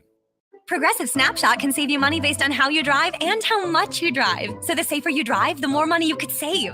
Now, if you didn't hear that because you were yelling at another car while driving, let me say it again. You need to calm down. Yelling is just making everyone as stressed out as you are and letting them all know that you definitely aren't trying to save with Progressive Snapshot. And if you did hear it the first time because you weren't yelling at another car, nice work. You'd love Snapshot from Progressive because it rewards safe drivers. Progressive Casualty Insurance Company and affiliates. Snapshot not available in California and North Carolina or from all agents. Finding great candidates to hire can be like, well, trying to find a needle in a haystack, but not with ZipRecruiter. Its powerful technology actively finds and invites qualified candidates to apply to your job. So while other companies might deliver a lot of hay, ZipRecruiter finds you the needle in the haystack. See why 4 out of 5 employers who post a job on ZipRecruiter get a quality candidate within the first day. Try ZipRecruiter for free at ZipRecruiter.com/free. That's ZipRecruiter.com/free. More than the scores. More than the news. It's Sports Out the Squeaker. The Dan Kasper Show.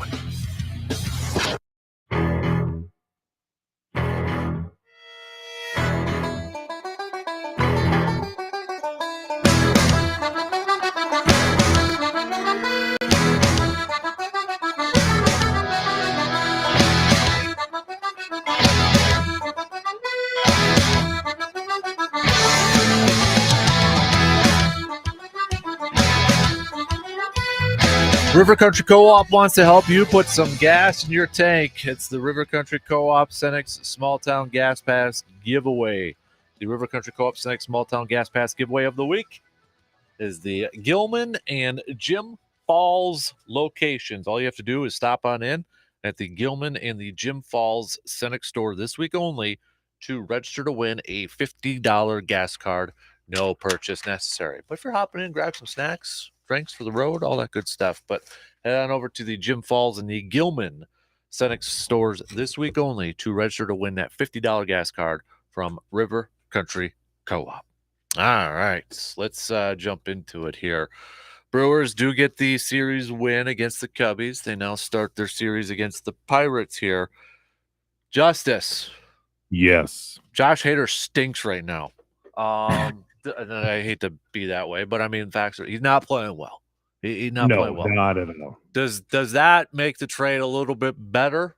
Does it, because there was something, and we'll never know this answer. But when that trade happened, there were some fans like, hey, maybe the Brewers know something about Josh Hader. Maybe they see something about him that they don't like, and they're gonna, try to cash in right now while his stock is still fairly high.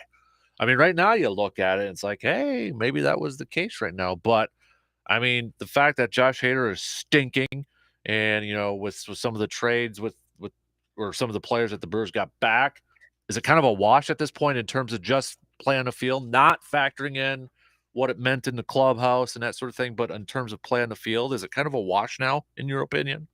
Oh, I think so. If he continues like this the rest of the season, it really is going to end up like a wash. And then you really won't know until Estuary Ruiz is probably the biggest thing. We won't know until he gets up and what he ends up doing in his career. So, yeah, I mean, it could not have went any worse, really, for Josh Hader so far in San Diego. Yeah. I think it's got 12 runs in 4 innings or something like that. I mean, it has just been just ugly. So, and Taylor Rogers hasn't been anything to really write home about, but he's not doing that bad. He's given up, 5 earned runs in 10 innings pitched, but he's still been out there in 10 games, and I don't think you're so worried about Taylor Rogers compared to where you were Josh Hader. Right.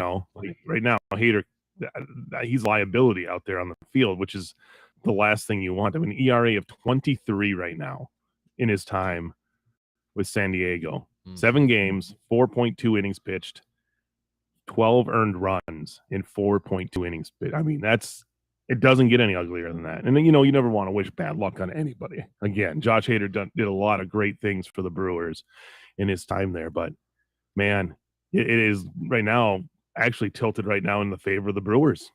Josh Hader has potential to, bounce back. The scouts were saying before he got traded that the pitches were still there. The spin was still there and all that stuff. So something's just off right now in San Diego. But, yeah, right now, I would say it's a wash. If not, we'll find out if it ends up favoring the Brewers. Yeah. With the Brewers too, you mentioned Ruiz, the outfielder, and maybe a little. I kind of thought maybe he would have be on the big league ball club at this point, or at least we would have seen him a couple of times. But we've seen Garrett Mitchell already before him, so maybe a little bit of a surprise to see Garrett Mitchell be the first of the many outfielders that they've got in their farm system to be called up. But Garrett Mitchell's also been a guy I think a lot of Brewers fans have been, anxiously awaiting to see him with the big league club. And obviously, game and a half or a game and change is way too early to give any assessments on for Garrett Mitchell. But I mean, this is our first glimpse to potentially see, a future starting outfielder for this Brewers team. Yes, and I think he's probably one of the most anticipated Brewers players in a while. Really, in my mind, it's I can't remember the last time we've had somebody that people have just wanted to get called. Maybe Keston Hiura, when Keston was down in the minor leagues and just raking it up and stuff. So yeah, I think this is a really fun day for some Brewer fans, especially yesterday for him to get his first hit. So he got his first hitch on his truck too. So now he can pull his snowmobile and stuff. But I think this is gonna be fun to see. Who knows how long he'll be up, but from a guy who was hitting 287 down in the minors, I just remember the talk about him back in 2021 when he got a little bit of a taste there in spring training and was hitting very well. So yeah, I think this is going to be. We'll see how it goes. Obviously, he's up because there's injuries, but at 23 years old, the sky's the limit for this guy. Definitely. So excited to see that. We on Friday we wrote the question: Is it must-win series now for the Brewers? Well, they got the series win against the Cubbies, taking 2 out of 3. I got to imagine it's got to be the same mindset with Pittsburgh here. Are you kind of already throwing out the division out the window and just focusing strictly on the wild card at this point? I think that's how you kind of have to look at it.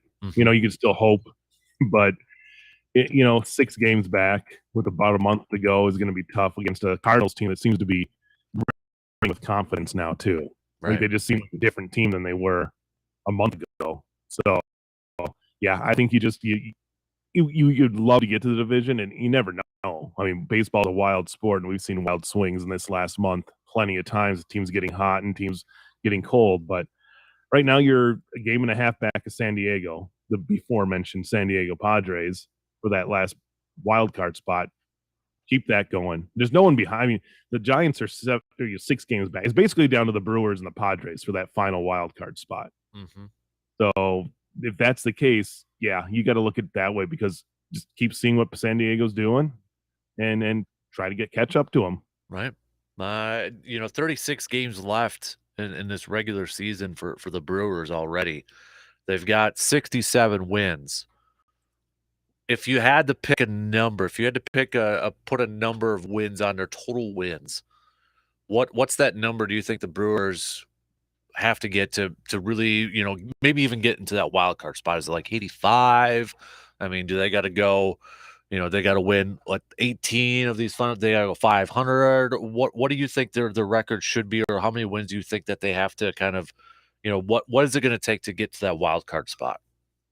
I think I'm looking at it 90 would be the one that would probably guarantee you. So 23 more wins? 23 and 13 for that final 36 would be a good way to get yourself in the playoffs. So, I mean, that's you think kind they of could do 23 out of the final 36, though? I pitching staff, yeah. But, I mean, you got to stop playing these one-run games. Yeah. Every 2 games the Brewers are in extra innings, especially this last month. August 4th, August 7th, August 10th, August 13th, August 16th, August 20th, August 26th. That's the extra inning games that they've played. Yeah. Just this month alone. So I know with the nature of the way their team's built, that's going to happen. But, yeah, you would love to see them go get the sweep against Pittsburgh. Forget about the bad luck they had. Not bad luck, just how bad they played against Pittsburgh earlier this month. Then you're off to Arizona, off to Colorado, San Francisco, Cincinnati. And there's games to be won in this next week. I mean, I'm not looking at any of these teams thinking like these are the teams that are – you'll get back to St. Louis for a couple games there. But I'm not looking at Arizona, Colorado, or Pittsburgh. All 3 of these teams are near the bottom. If you're Arizona, you're 4 games ahead of Colorado for last. Well, you're playing teams that are bottom tier. You need to start playing like a top tier playoff team. If they can't come and get a series win against the Pirates, you got to show something. Yeah. Just go out there and you're getting some hitting. You're starting. Christian Yelich has actually been hitting home runs again lately. That would be great if you could maintain that. And like you said, you got Garrett Mitchell up. You got some excitement. You got to keep it going. Keep the momentum rolling, or you're going to run out of time. I believe I said yesterday, the Brewers are now tied. Was it with the Yankees and Braves for the most players with double-digit home runs on their roster? Which, I mean, probably isn't a big surprise for a lot of Brewers fans out there that the Brewers relying a lot on the home run ball this year. But you mentioned Christian Yelich. You look at his last last 7 games here. The guy's been batting over 400, and you look at his last 30, he's batting over 300. And I was looking at his exit velocity in this last game. I mean, it was just ridiculous. But Christian Yelich has always hit the ball hard, and I've been seeing some kind of chatter too. It's like if they do end up banning the shift, like it looks like they potentially could. Maybe Christian Yelich is going to be one of those players that really benefits from banning the shift. I mean, I think a lot of players are going to, but sure seems like Christian Yelich might be one of those guys that's going to really benefit from that too. And we got to give Craig Counsell who's been getting a lot, has been under the gun a lot lately. Give him credit for moving Christian Yelich to lead off.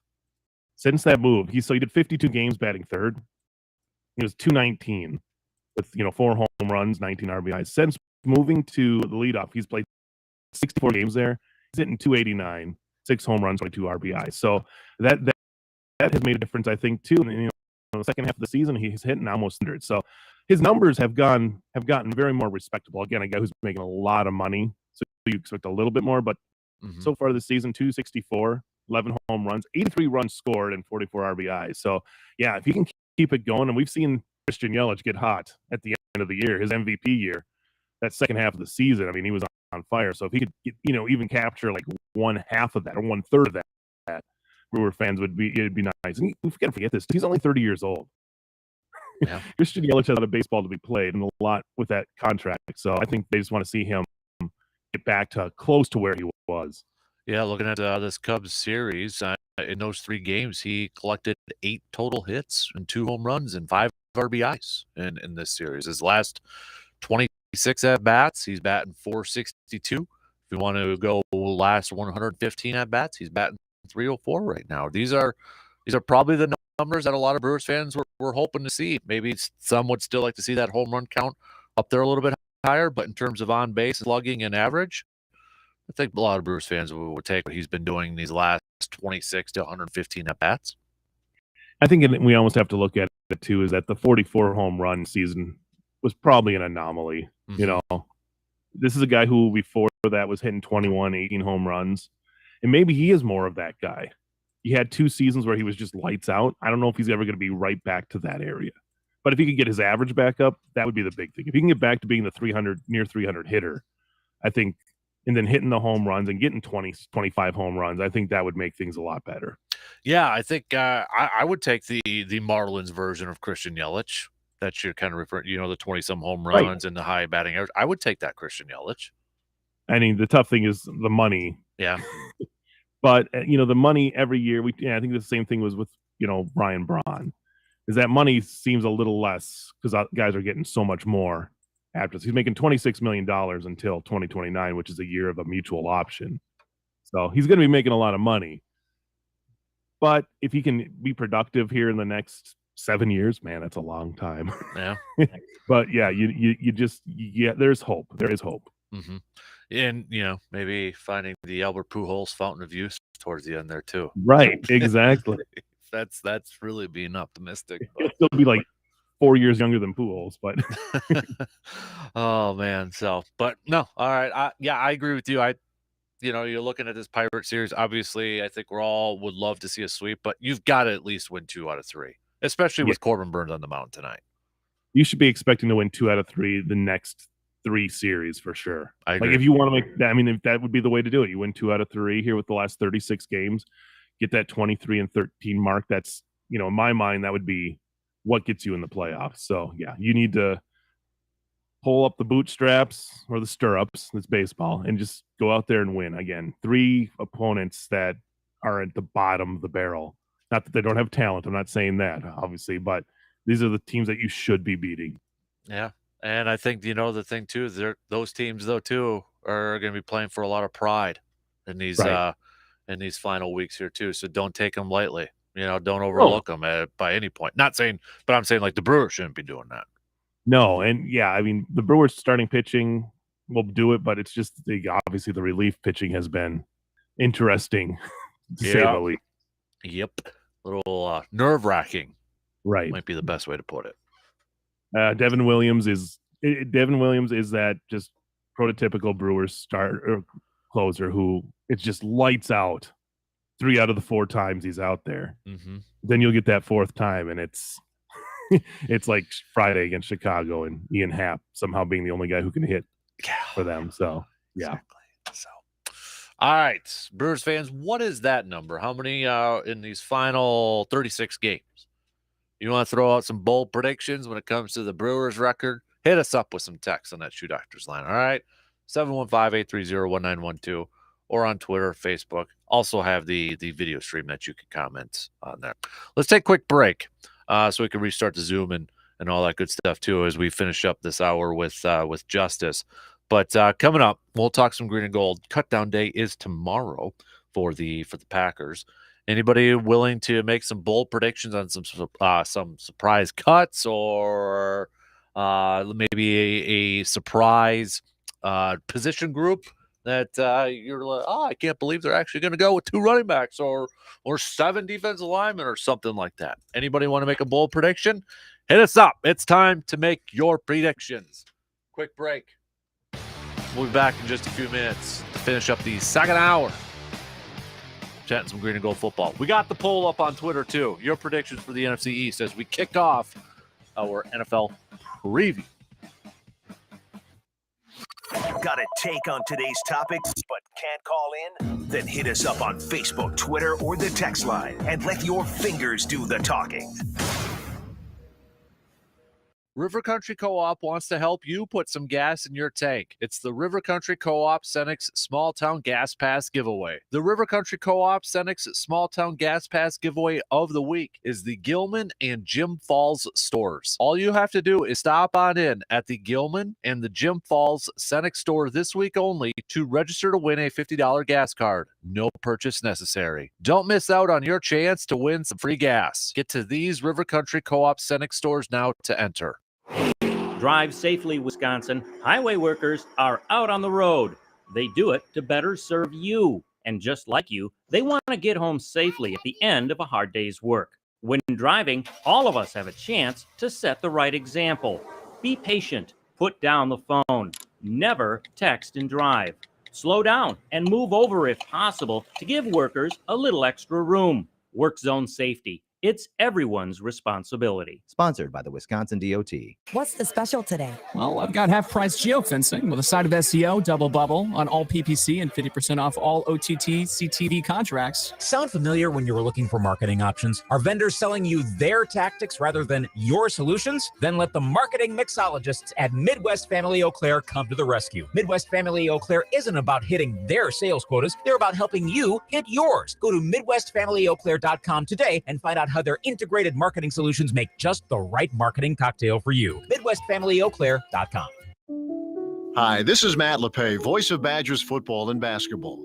At this very moment, there are thousands of Wisconsin families impacted by Alzheimer's disease or dementia who need support. Who do they trust? The Alzheimer's Association. Caregiving can be an emotionally, physically, and financially draining role. The Alzheimer's Association provides education, care, and support to all those facing Alzheimer's and other dementia. The Alzheimer's Association is here all day, every day, through their free 24/7 helpline. One call, thousands of answers. If you have concerns about memory loss or other cognitive changes, or questions about caregiving, Alzheimer's diagnosis, and treatment or clinical trials, make that call today to 800-272-3900 or visit alz.org/WI. Sponsored by the Alzheimer's Association Wisconsin chapter with funding by Oak Park Place Foundation.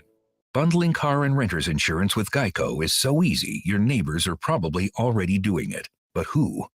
Look for the signs. Chances are they live in a home and have a car. They use money and enjoy having more of it. They probably drink lots of lemonade. Lemonade. And they probably said something suspicious like, I'm bundling with Geico, or stop spying on me with those binoculars. If so, you may want to ask them how easy it was to bundle with Geico. Bundling is easy with Geico. Just ask your neighbors. Are you more than $10,000 in debt? Feel like you're on a never-ending treadmill, staying in one place and never getting ahead with those minimum payments? You feel like there's no way out? Get off the endless debt treadmill and start saving money each month. There are programs in place to help you get free of your debt, and you don't have to pay the entire amount you owe.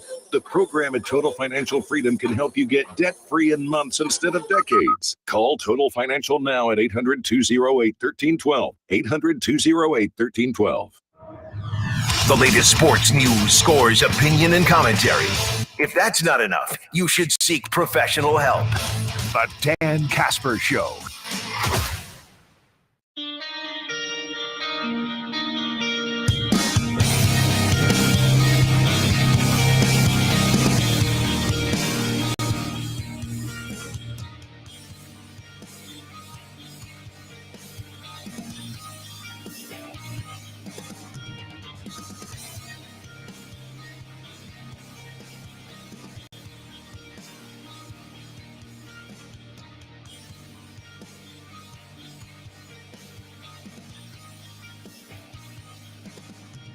About 15 minutes to the top. Another quick reminder, as we mentioned a little bit earlier, that we're having some issues with the stream and the app and that sort of thing. The email's into engineers, but as probably JC could attest to, like, let the engineers get to it. They got a lot on their plates and that sort of stuff too. So never know when you can hear back from an engineer, right, Justice? Right. They're always doing something. They're always doing something. Exactly. So, they're working on it. We'll get to it. So, I know a couple of you asked again, but just a reminder that right now the stream is down. We'll get to it coming up, or hopefully it'll be up here in just a little bit. But all right, before we let Justice go, let's chat a little green and gold here, big boy. So cut down day tomorrow. Packers will get down to their 53. Now, again, that doesn't necessarily mean their 53 will be the 53 that they start their season with. There still could be some roster movements and all that fun stuff. But let me ask you this. Do you have a bold prediction, Justice, when it comes to this roster, whether it's a player or a position group? Like, there's some talk about, hey, Green Bay might only carry 2 running backs, or is it the 7 wideouts, or is it 6 or 7 defensive linemen? Would they carry that many defensive linemen, even though they are a 3-4 base defense? Do you have any bold prediction, or do you think there won't be a whole lot of surprises when it comes to cut down day? I don't know if there's going to be a huge surprise anywhere. I'm just, kind of looking down at the roster during the break too, just like where is the surprise going to come from? And I think you can never predict exactly because it's a tough job trying to get down to that 53. I just look at the wide receiving group. Somebody's going to have to go. In my mind, somebody's not going to make the cut there, but who's it going to be? And I don't know. Would you? I think like a Sammy Watkins seems safe just because they need a veteran presence there. And he didn't play at all in the preseason, so they were saving him. So I think he's good. So, yeah, I don't know. I mean, I just look at that group, and I feel like somebody is probably going to have to go that you don't really maybe want to, or if you can't stash them on the practice squad. So looking at it that way, that might be it. I don't know. Running back-wise, I feel like you always got to have 3 running backs. I do, too. I think going with 2 is just such a risk. Because if you lose both those guys, what are you going to do? You're going to have nothing. You're going to probably have to line up Mercedes Lewis as a fullback and just let him be back to or Amari Rodgers or Randall Cobb. You know what I mean? I know you can use both those guys in different formations, but I feel like you got to go with 3. So I don't know. It's I don't see any huge surprises like a veteran guy that you're just like, no. But I don't know. Do you have anything in your head that you think that somebody who might be just sitting there kind of on that? I think the only one that would be a mild surprise to me, and it would be based off the amount of time he played in the preseason, would be a guy like Jake Hansen. Yeah. Like the offensive, he's backup center for the longest time. He got a lot of time at guard. Like, unless Green Bay is like, you know what, maybe we want to see what we got with a guy like the mountain himself, Caleb Jones, who's 6'9" over there. Maybe. I still don't know if I by that would be the only one, is somebody like Jake Hansen who played a ton in preseason, but then the Packers decide to move on from him. That would be the only one. Like Amari Rodgers, I thought had his best game Thursday. We showed, or at least the Packers showed a little bit of like other ways they can use him. They lined him up in the backfield. He did some jet sweeps. I don't think Amari Rodgers is going to get cut. Other than that, I mean, would you? And here's the thing. I don't know if I'd say a Jawan Winfrey would be a surprise cut, even with Aaron giving him some love, giving him some attention. So I kept going back to Jake Hansen, but I'm not even comfortable in saying that. I still think he makes the ball club. So I don't really think there's going to be honest with you. No, I mean that. I just looking at the defensive side of the ball there. You got guys who are backups and maybe, but then you need depth. Mm-hmm. I think getting rid of Ty Summers kind of was, that's one of those depth guys. Right. Wasn't going to be out there as a starter. So, yeah, looking at it there, I just don't see anybody unless. The only thing, like, position. A name like, say, like maybe like a Dean Lowry. But he didn't play at all either. So I felt like they were holding on to him too, Yeah. Chris Barnes. Maybe. These are just, these are the guys who are on the fringe. Right. But I don't see, I think you need the depth at those positions. Mm-hmm. So I really don't see it. I think Lowry kind of played a little bit better last year. If this was maybe going into this year. Right. When he had some struggles, but I think he played better. So you didn't play Preston Smith. That would be the guy who would be your salary guy, but he's that veteran leader you want out there. And they just redid his contract, so no, that's not unless something definitely changed. So I feel like Mason Crosby's making the team. That's maybe the one there too. Or like, we'll find out tomorrow what the plan's going to be for him. Already today, I mean, but tomorrow's the deadline. We're going to find out whether he's going to be on the 53 or they're going to start him off on the PUP list to begin the year. Right. So and that's a tough decision, but that's a guy who knows how to kick at Lambeau Field. Right. And you talk about the Bears and the whole Robbie Gould situation from a few years ago. When you get a kicker that doesn't know how to kick at Soldier Field, well, the same thing goes with Mason Crosby. He's kicked everywhere. Right. So if you can get him and he's got the leg strength still, you're probably going to want to keep him. But yeah, it's going to be an interesting. I don't see there being that big. And tomorrow we'll be talking probably about some big headline changer, but I don't see it happening. You mentioned with going back to the Mason Crosby thing too. I think the key to remember that is like when you say how they know how to kick in Lambeau, it's when you get into November, December, and January. The winds and the cold and all that sort of stuff. That's where it comes key, because I'm sure there's some people like, oh, just move on to a younger kicker with Mason, a guy with strong arm. When you get to the winds and when you get to the cold, it's different. Big time different. You almost want to give Mason the ability to go out on his own. Mm-hmm. But the last thing you want is him to come back and then just not, be a shell of himself. So I don't think he's going to be there. I mean, he's always had a strong leg. So, and last year wasn't his greatest year, but he came off a year where he came off a stretch where he had made 38 out of 40 kicks too. Well, then last year, do you fault him or do you fault the special teams unit? That's true. Yeah, because it was a mess. Mm-hmm. And you could tell he was probably the most frustrated person. Right. The fans might have been more frustrated. Who knows? But yeah, you could tell that he didn't know what he was going to get every time he went out there to kick. So, yeah, I think he's back, but that's just one of those tough decisions they're going to have to make. Right, and maybe one of the surprises from cutdowns is maybe not players, but like with a position. Maybe they start off the 53 carrying 2 kickers just to cover their butts. Yeah, I mean, teams have done it before. It wasn't that uncommon to have the old kickoff specialist they used to have for a while there. Some teams, it seems in this day and age amazing that they used to do that, but it could happen again. Yeah, and then the other one I come back to for a team that's a 3-4 base defense, and we know, I mean, base defenses now are like nickel defenses where they 3 corners and that, but I mean 6 defensive linemen, it's a lot, but I mean the way Jack Heflin played it, I know Chris Slayton was making some plays too. Heck, 6, I think 7's really pushing it for defensive line, but 6 is a lot there too. I think to me that's kind of where I'm leading, but that would be kind of a surprise too when you got Kenny Clark, you got Reed, you got Dean Lowry, you got Wyatt, you got TJ Slayton, but Jack Heflin, I mean, he made a case again this year that the Packers have to keep him because I don't think that he's going to be able to clear waivers and try to stash him on the practice squad.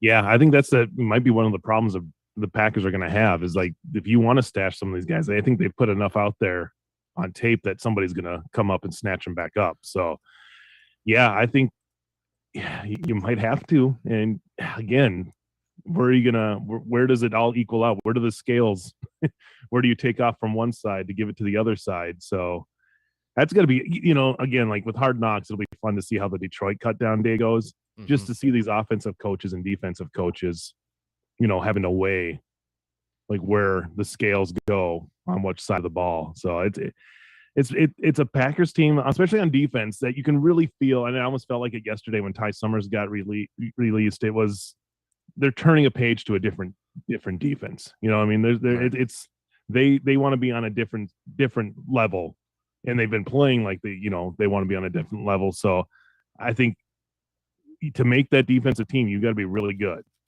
And they want to be really, really good. We said Adrian Amos say they were going to be better. They could be better than that Bears team he was on. That was the best in the league. So it's going to be fun. That's the one thing I am getting jacked up to see his defense play because they have that bravado of we're going to be the best. And maybe that kind of hints because I know Farvey was doing a radio interview this morning, but he made a comment apparently that said that I wouldn't want to be the first team that plays the Packers because of the unknown. and maybe really talking about that defense, not sure what they're going to look like, but I would say you can kind of maybe make the case for the offense too. I don't know what this offense is going to look like. Maybe that's playing into Matt LaFleur's cards right now. He could come out with a completely different look. Not completely, you're not going to wholly revamp, but you could have some different things that people aren't expecting. So yeah, I would love to see them come out just, obviously they want to come out better than they did last year, and to be playing their first game against the Vikings over in Minnesota. I'm sure Rodgers is, you don't need much to get jacked up, but to get your team to play that rivalry in your first game, those guys are going to be ready to go, even if they haven't played in the preseason. I agree. And, I know everybody's going to be focused on what happened last year with the Saints. And I mean, that looked like a team that didn't have the energy. We could come up with the excuses in the world, like it was against the Saints, but it was in Jacksonville. Right. There was a lot of different factors in that game. Right. But I agree with you. You start off with a division rival right away in a hostile environment. Yeah, that's going to kind of force your team to be focused a little bit more. Right. And then, that whole New Orleans, you had game change venue like during the week. Yep. That's tough. And then you go to a place like Jacksonville, Florida, instead of playing in a dome in New Orleans. Again, these are excuses, but the team after that, then's when they went on a 7-game winning streak. Mm-hmm. So I think we're probably more expecting that. I think that was just an outlier, and that team is going to be ready to go. I agree, and I'm getting ready to go with this thing too. I'm excited to see this thing kick off. And I know there's some people kind of talking about playing the starters in preseason or not. Well, we haven't. I don't know how serious it's going to be, but look what happened yesterday with T.J. Watt. Right, goes out with a knee injury. So hopefully it's not long or anything serious, but that's your worst nightmare when it comes. Packers fans went through it with Jordy Nelson a few years ago. So I mean, it's your worst nightmare when it comes to this. I think we're heading towards a time when we're going to be playing maybe 2 preseason games. I think we're going to head towards a time where we're not going to see any starters at all play the preseason. And it's to say the Packers come out and have just a spectacular season, and the rest of the league sees what they did. It's going to just keep adding on. More and more teams are going to keep those teams, keep those guys out, unless you need a guy who really needs the reps, like a rookie quarterback or something, just to get him on the field. But I think, this might become the norm. Mm-hmm. I know we mentioned it last week, but like Peter King mentioned it too. Could we potentially see the possibility of because we're seeing, I think more teams do the scrimmages against other teams in training camp. Could we potentially see more of that and maybe no preseason games, but teams charge fans to go watch these scrimmages? Kind of like what the Buffalo Bills came for family night. Right. I mean, it's a very much a possibility. If we're also going to see a lot more fights, but yeah. But no, I think that's, you've heard Matt LaFleur say they get a lot out of those joint practices, maybe more than they get out of the games. So yeah, I think we're going to see more of that. And I know Mark Murphy mentioned too that they would like to go somewhere and do that, but it's Packer fans that kind of spoil it because they all show up in droves. It's like that's why they never want to give up a home game. Packers fans always show up.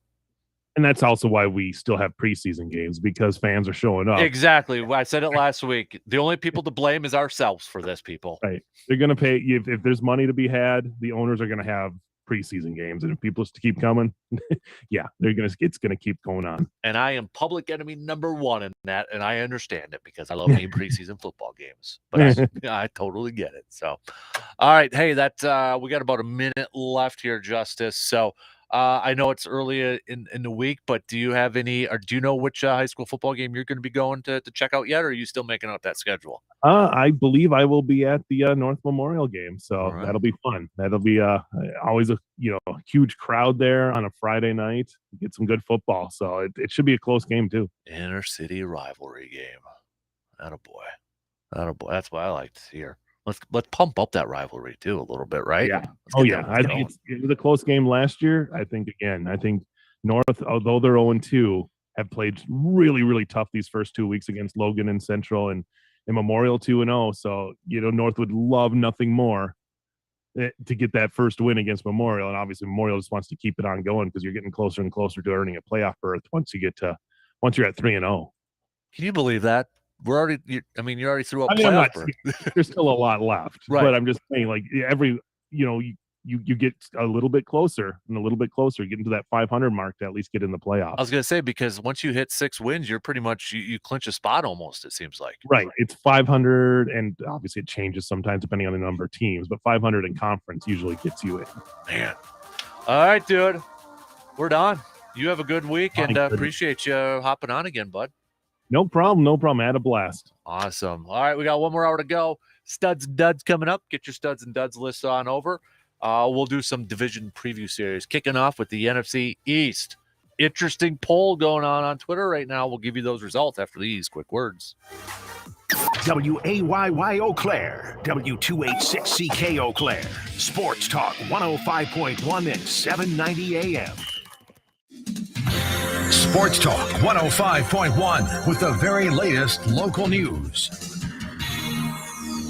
We're coming out of the weekend and plugging into a new week. There's a death investigation underway in St. Croix County. Police in New Richmond found a 48-year-old dead at a home early Saturday morning. As officers say, he was suffering from multiple wounds, but they're not offering many other specifics. A suspect who's not being named is being held in the St. Croix County jail ahead of formal charges. Meanwhile, a professional skydiver is dead after police say he took a wrong angle on a hard landing yesterday. It happened about 11:30 in a pond next to Skydive Midwest in the village of Yorkville.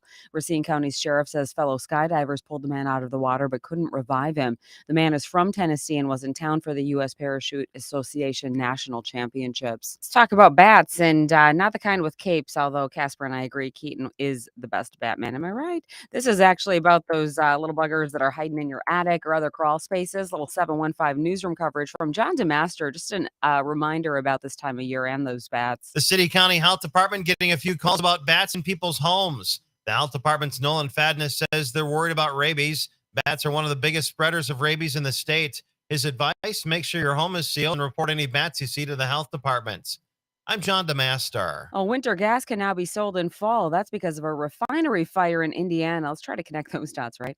The EPA issued a waiver for 4 Midwestern states, including here in Scotty, following last week's fire at a refinery in Indiana. That fire knocked the plant offline.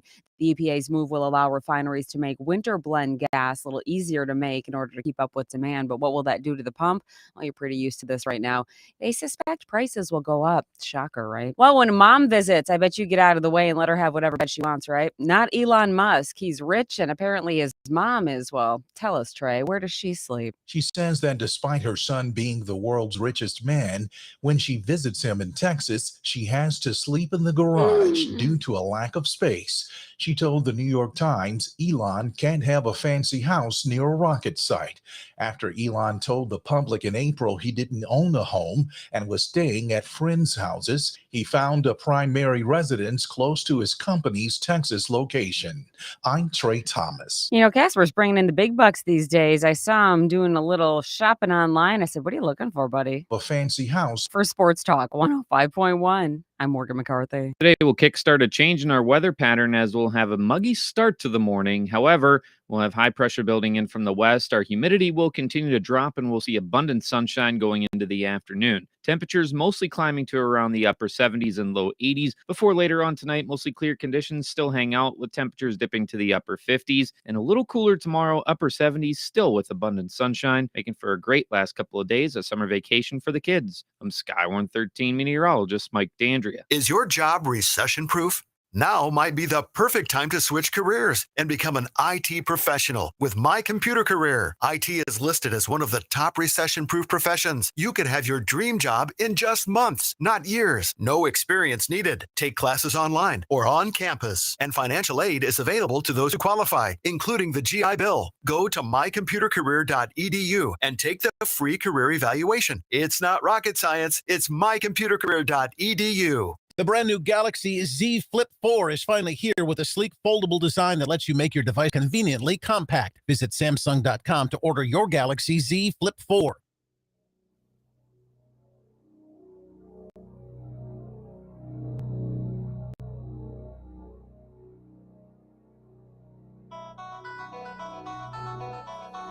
Welcome to the Dan Kasper Show. Yes, sir. Yes, sir.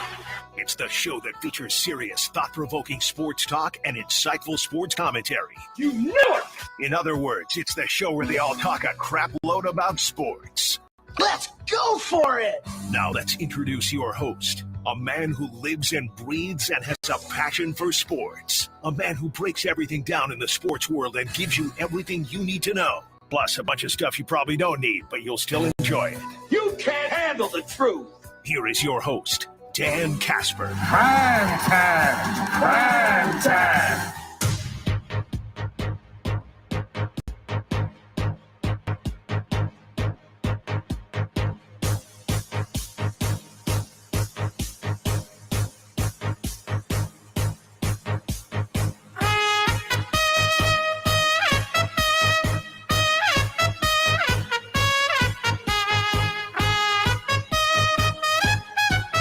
Final hour already on this Monday morning. What's up, goofballs? How y'all doing? Appreciate you tuning in, however you are tuning in on this fine Monday morning, the final Monday of August. Getting ready. Football season coming up here. We're going to kick off our NFL preview series, taking a look at each division right up until the first day of the season, September 8th. Going up against the Rams and Bills. A lot of people picking that as a potential Super Bowl matchup. A lot of people picking the Bills to be Super Bowl champs this year. So that'll be a great game to kick off the season next Thursday.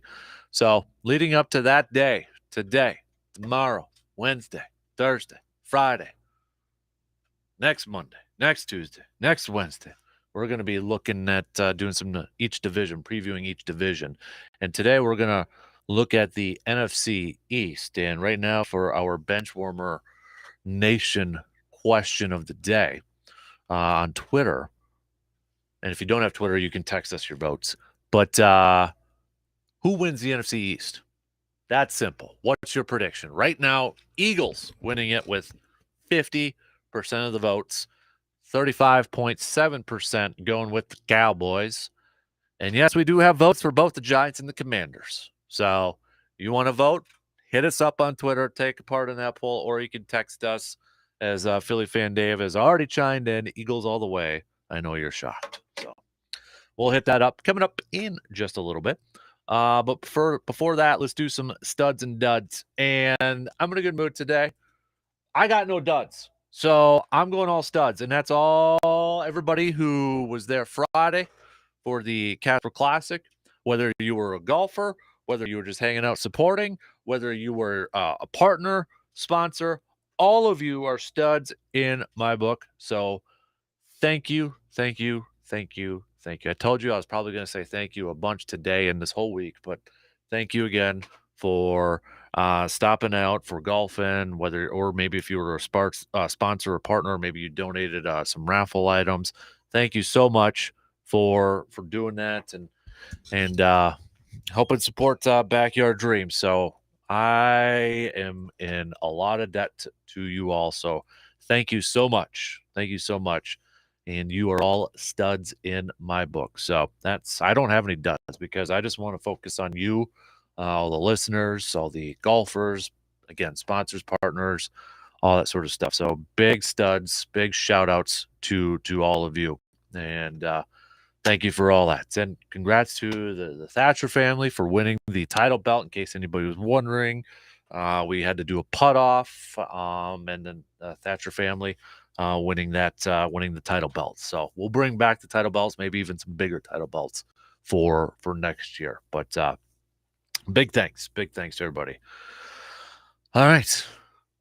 College football got underway last week or this past weekend, right? Badgers, they'll start their season off this upcoming weekend here. But if you're looking at this whole week 0, they're terming it week 0 sort of thing, right?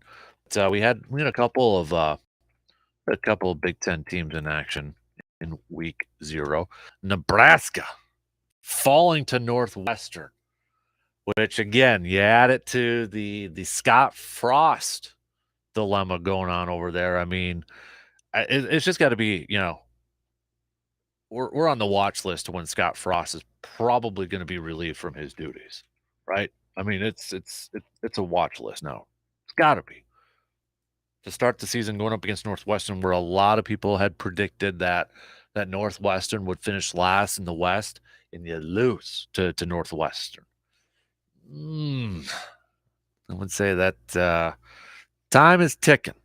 Time is definitely ticking on Scott Frost over at Nebraska. Illinois, though, they got the victory 38-6 over Wyoming. But Big Ten, the rest of the Big Ten will get into action this weekend. Badgers, I know a lot of you focused on the Badgers.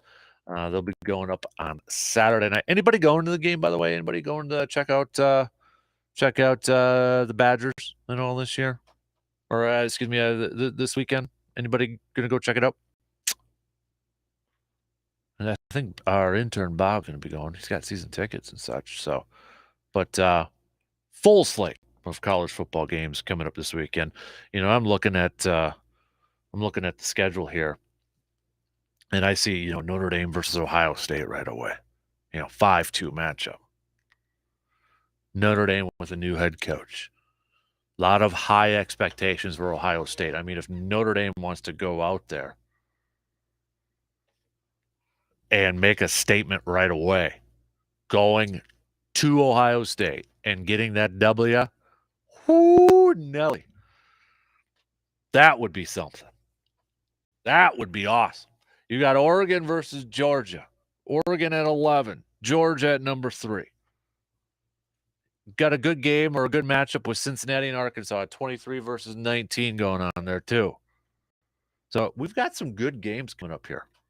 And all start on Thursday. You got Central Michigan visiting Oklahoma State. West Virginia is going up against Pittsburgh, the backyard brawl, they're calling it. Friday night, we've got some games. Thursday too. I forgot Penn State versus Purdue. That's going on Thursday. But Friday, we've got Illinois at Indiana, Western Michigan at Michigan State, TCU at Colorado. So it's coming here, babe. But I'm outside of that Wisconsin game. The two games I'm looking up is Oregon and Georgia, and definitely Notre Dame versus Ohio State. I want to see if Notre Dame, with a new head coach, I want to see how they look game one with high preseason expectations going into Ohio State. You're a Badger fan, you're probably open for Notre Dame to pull off that upset right away. So, and then Sunday we got Florida State at LSU, and then Monday Labor Day Clemson at Georgia Tech. Blue Golds also kick off this weekend, as we've mentioned a few times here. So it's game week for the Blue Golds. You'll be able to check out their football games this year right here on Sports Talk 105.1 and 790 AM. But they'll get their season underway, as Justice previewed for us a little bit on Saturday, 3:10, going up against Loris, Iowa. So you'll be able to check that out this Saturday right here on the radio dials of 105.1 and 790 AM. All right, let's take a quick break and let's just jump into the preview. The NFL preview series kicks off right now. We're going to take a look at the NFC East first. We're holding on to the NFC North last because, you got Green Bay, you got Minnesota on there. It's easy enough. We're gonna hold on to that one. Best for last, right? So we're gonna take a look at the NFC East. The DK bench warmer question of the day: who wins the NFC East? You can vote on Twitter. It's on the Sports Talk Twitter account. It's on my Twitter account. If you don't have Twitter, you can hit us up with a text on that Shoe Doctors line if you'd like, 715-830-1912. But who do you think wins the East? Do you think two teams will represent the East in the playoffs? Is this a do or die season for Mike McCarthy? Is this a put up or shut up season for Jalen Hurts as quarterback for the Eagles? Giants have a new head coach. Daniel Jones might be his last chance. Commanders, Carson Wentz. You want to talk about another quarterback with a last chance? Carson Wentz. How many more opportunities are you going to get? Lots of deep dive in this. So let's just jump into it. We're going to take our first break, and then first break of the hour, we'll jump into our NFL preview series, kicking off with the NFC East. Don't forget to vote.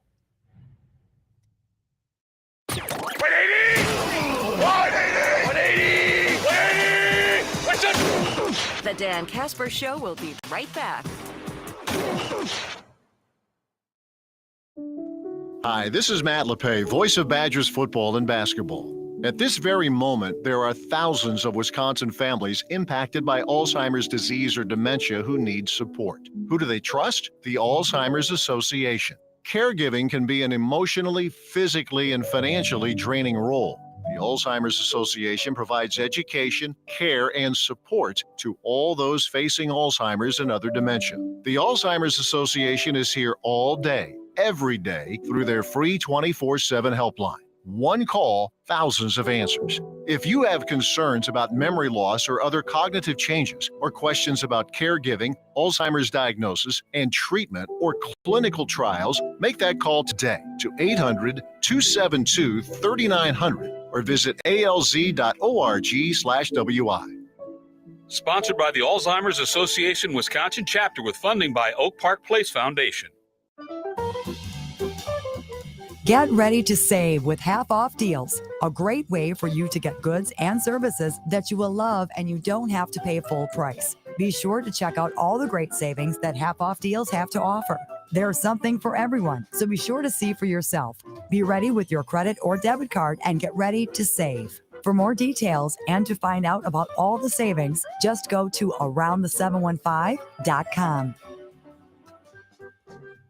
What's the special today? Well, I've got half-price geofencing with a side of SEO, double bubble on all PPC and 50% off all OTT CTV contracts. Sound familiar when you were looking for marketing options? Are vendors selling you their tactics rather than your solutions? Then let the marketing mixologists at Midwest Family Eau Claire come to the rescue. Midwest Family Eau Claire isn't about hitting their sales quotas. They're about helping you hit yours. Go to MidwestFamilyEauClaire.com today and find out how their integrated marketing solutions make just the right marketing cocktail for you. MidwestFamilyEauClaire.com. Does your business have a trusted financial partner you can count on? Hi, I'm Larry from Merchants Bank, a community bank that believes in building community by building businesses. That means we're here to be a resource and a sounding board through the ups and downs of your business. It's about a partnership built on mutual trust and respect. We want to know what makes your business unique and help you reach your next goal, whether that's hiring your first employee or expanding to a new location. If you're ready for that kind of partner, join the Merchants Bank family today. You want to be awesome like The Miz? You want to be a champion like me? Whether your game is wrestling or sports betting, you are going to need a game plan. DraftKings Sportsbook wants you to have fun while staying responsible, so they provide you with all the tools you need to build your personal betting game plan. My Finale lets everyone know when my matches are finished, and time limits in the app let you know how long you've spent and when it's time for a break. You can also control the maximum amount you'd like to place on any single bet by using DraftKings Sportsbook wager limits. And if you ever find yourself needing to hit pause, you can use the cooling off period to lock the app for up to 4 weeks. I practice safe bets, and so should you. Visit DraftKings.com/responsible-gaming to learn about all these tools and more. Eligibility restrictions apply. See DraftKings.com/responsible gaming for details and state-specific responsible gambling resources. Stand by as we continue our dig for the truth and the toy at the bottom of the cereal box. Oh, got it. The Dan Kasper Show.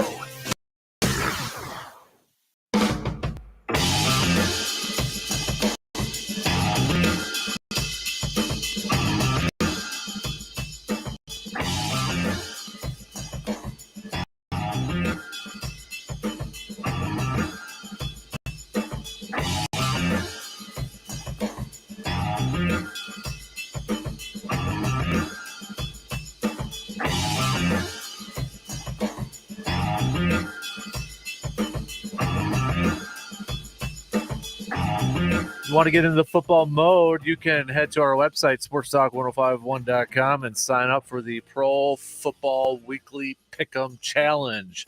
Registration is now open. You got the Survival Challenge that will open up on the 31st, the end of the month here, so you got a couple more days. But if you want to start making your picks for the regular Pro Football Weekly Pick'em Challenge that we've had for the last couple of years, you can do so now by visiting sportstalk1051.com and clicking on the Nation tab. The Survival Challenge will begin. You can start signing up and making your picks here in just a few days. But again, sportstalk1051.com, click on the Nation tab. And while you're there, you'll be able to win some tickets to Chippewa Falls Oktoberfest, win an MVP service package card detail, a couple different things up there too. So check it all out. We got the poll that's continuing to roll here. Eagles so far the favorites in the bench warmer nation question of the day. Eagles the favorite to win the division, the NFC East this year. You can go check. You can find my Twitter account at DAN. You know, that at symbol at DANKASPER and make your votes on over there. Let's dive into it. Let's preview the NFC East as we are inching closer and closer to the start of the NFL season. We're going to start things off with the East, and let's kick it off with the Giants here.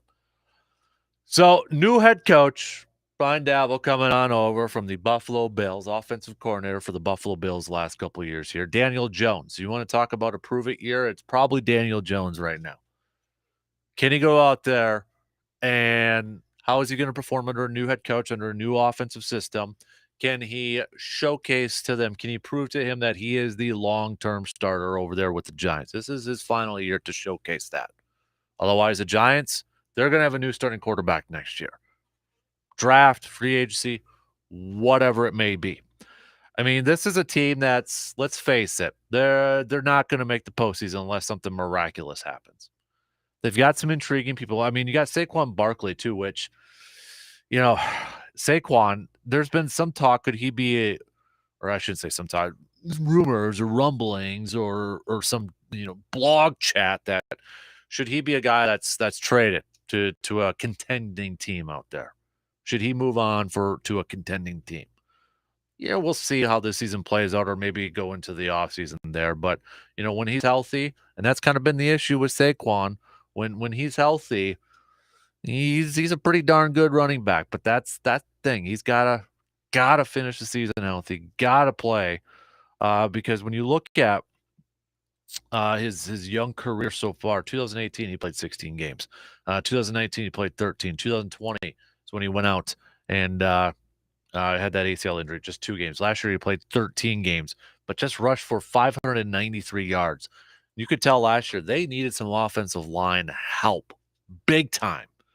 And it's still a little bit of a question mark there. You got Evan Neal over there at right tackle. You got Andrew Thomas at left tackle for the Giants. He was their first-round pick in 2020. So they need to protect up front for Daniel Jones, but also open up those holes for Saquon Barkley. Kenny Galladay, there's some talk about whether he's going to get a lot of playing time this year or not. So you got Kadarius Toney over there. You got Sterling Shepard. I mean, there's question marks all around this offense. They're rebuilding. They're rebuilding. They're maybe a couple years left. You look on the defensive side of things. You got Leonard Williams over there. You know, Thibodeau, their rookie edge rusher that they're high on. He was obviously the talk from a couple weeks ago about that cut block. A lot of people saying it was a dirty play, but a lot of former players saying, no, actually it wasn't, but he did get hurt. He's going to miss a couple weeks there. They're hoping he could still be ready by week 1, but he's a guy that they're obviously excited about. Former Packer inside linebacker Blake Martinez is there, Dory Jackson in the secondary. But the thing is with the Giants, I think the Giants are probably going to finish 4th. If I had to pick, I think they finished 4th in this division. I like Brian Daboll as a head coach. I like his prospects, but it's going to take a couple years. They've got to put their mark. They got a new GM in place too. They've got to get their guys in. It starts with that quarterback position. Figure out who the quarterback's going to be. Build up the trenches. Get some protection up there. But it's going to take a couple years for the Giants to really kind of, maybe put put their mark on it, put the current regime's mark on it, because they've got some holes. And it might require trading Saquon Barkley or moving on from Barkley too. But I think it's going to be it's going to be a rough stretch for the Giants this year. And I think they're going to finish fourth in the NFC East. Looking at the Washington, to me, is perplexing because if you look at Washington's team, Antonio Gibson at running back, pretty good running back. And I know the news now with Brian Robinson, who was shot multiple times during a robbery attempt, a carjack attempt. Sounds like it's non-life-threatening injuries, but just an awful, awful situation and awful news out there. So hopefully he can make that safe and full recovery. But you look at Antonio Gibson, running back, pretty good running back. Terry McLaurin, pretty good wide receiver. They drafted Dotson. They got Curtis Samuel. Those are three pretty darn good wide receivers. Logan Thomas, tight end, was just activated off the PUP list. But it all starts with Carson Wentz. You want to talk about a quarterback like we were saying, Daniel Jones might be the final year to prove it that he's going to be the long-term fixture for the Giants as a starting quarterback. How many more options or how many more opportunities is Carson Wentz going to have to be a starter in this league? Ever since that ACL injury with the Eagles, we have seen a different quarterback. Carson Wentz was going to win MVP that year, the year the Eagles won the Super Bowl, before the ACL injury. He was on his path to win MVP that year. And ever since then, we have seen a different Carson Wentz. I know the NFL Top 100 just concluded with their votes. During that, Carson Wentz was I think his highest that year he was voted as the third best player in the league. But he has just come tumbling down, and there's been rumors. There's been talk about his attitude and his mindset, going back to the final days with Philly. And then, with the Colts, I think that was really eye-opening. But this has got to be Carson Wentz's final shot to prove that he is a franchise quarterback. He's got weapons on the outside. He's got a running back behind him. Can he do something with that? Can they protect up front? They've got weapons. It's just, to me, can Carson Wentz do anything with them? And I look on the defense. I mean, it was was it 2 years ago that Washington was in the postseason? And why were they there? Defense, defense, defense, especially up front. Chase Young, he's going to miss the first few weeks of the season. That's a big loss for this defense. But this defense took a step back last year.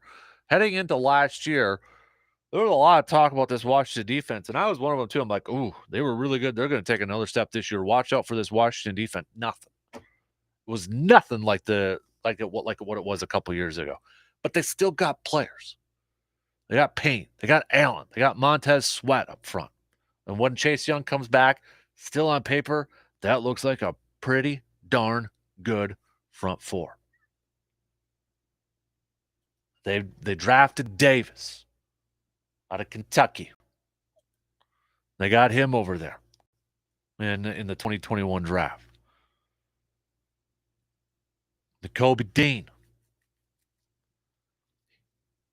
He's a interesting, not Nakobe Dean. I'm getting to Philadelphia here. Excuse me, not Nakobe Dean. But, they got Davis there at inside linebacker. They've got Kendall Fuller in the secondary. William Jackson III.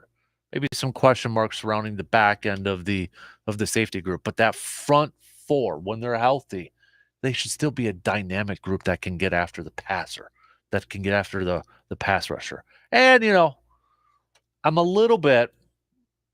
just a little bit sentimental to the Washington defense because, well, the linebackers coach over there is a Medford native, okay? Shout out Steve Russ. Got to give him a little bit of a shout out. So, yeah, I'm a little bit, I'm hoping for some good things with Washington's defense, especially the linebacker group, because Medford represent. Steve Russ is the linebackers coach over there. But to me, Washington is so They're confusing to me because, and I think a lot of it is going to be dependent on the quarterback, Carson Wentz.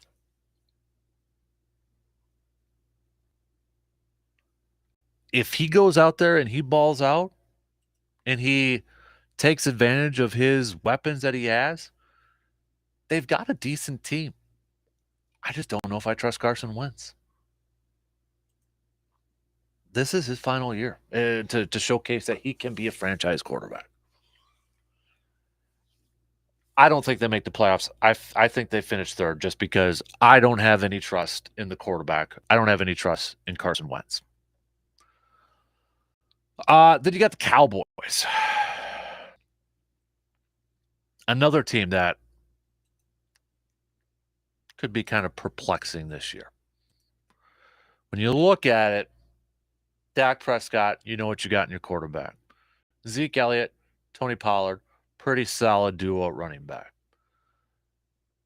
Injuries to their wide receiver group. They moved on from Amari Cooper. Michael Gallup towards ACL last year. You got CeeDee Lamb.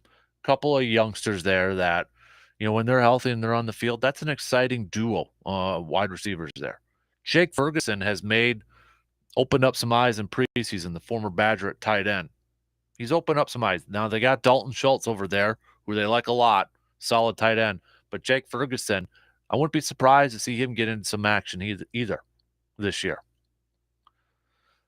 The offensive line, they took a hit with Tyler Smith getting hurt. They still got Martin. They still got Biotic up there at center. Defensively, there's a lot to like. All eyes are going to be on Micah Parsons with his sophomore season. Can he replicate what he did his rookie year? Can he take it up another notch? You got Leighton Vander Esch. Anthony Barr is an intriguing addition to me on this defense. Reuniting with his former longtime defensive coordinator, Gus Edwards from Minnesota.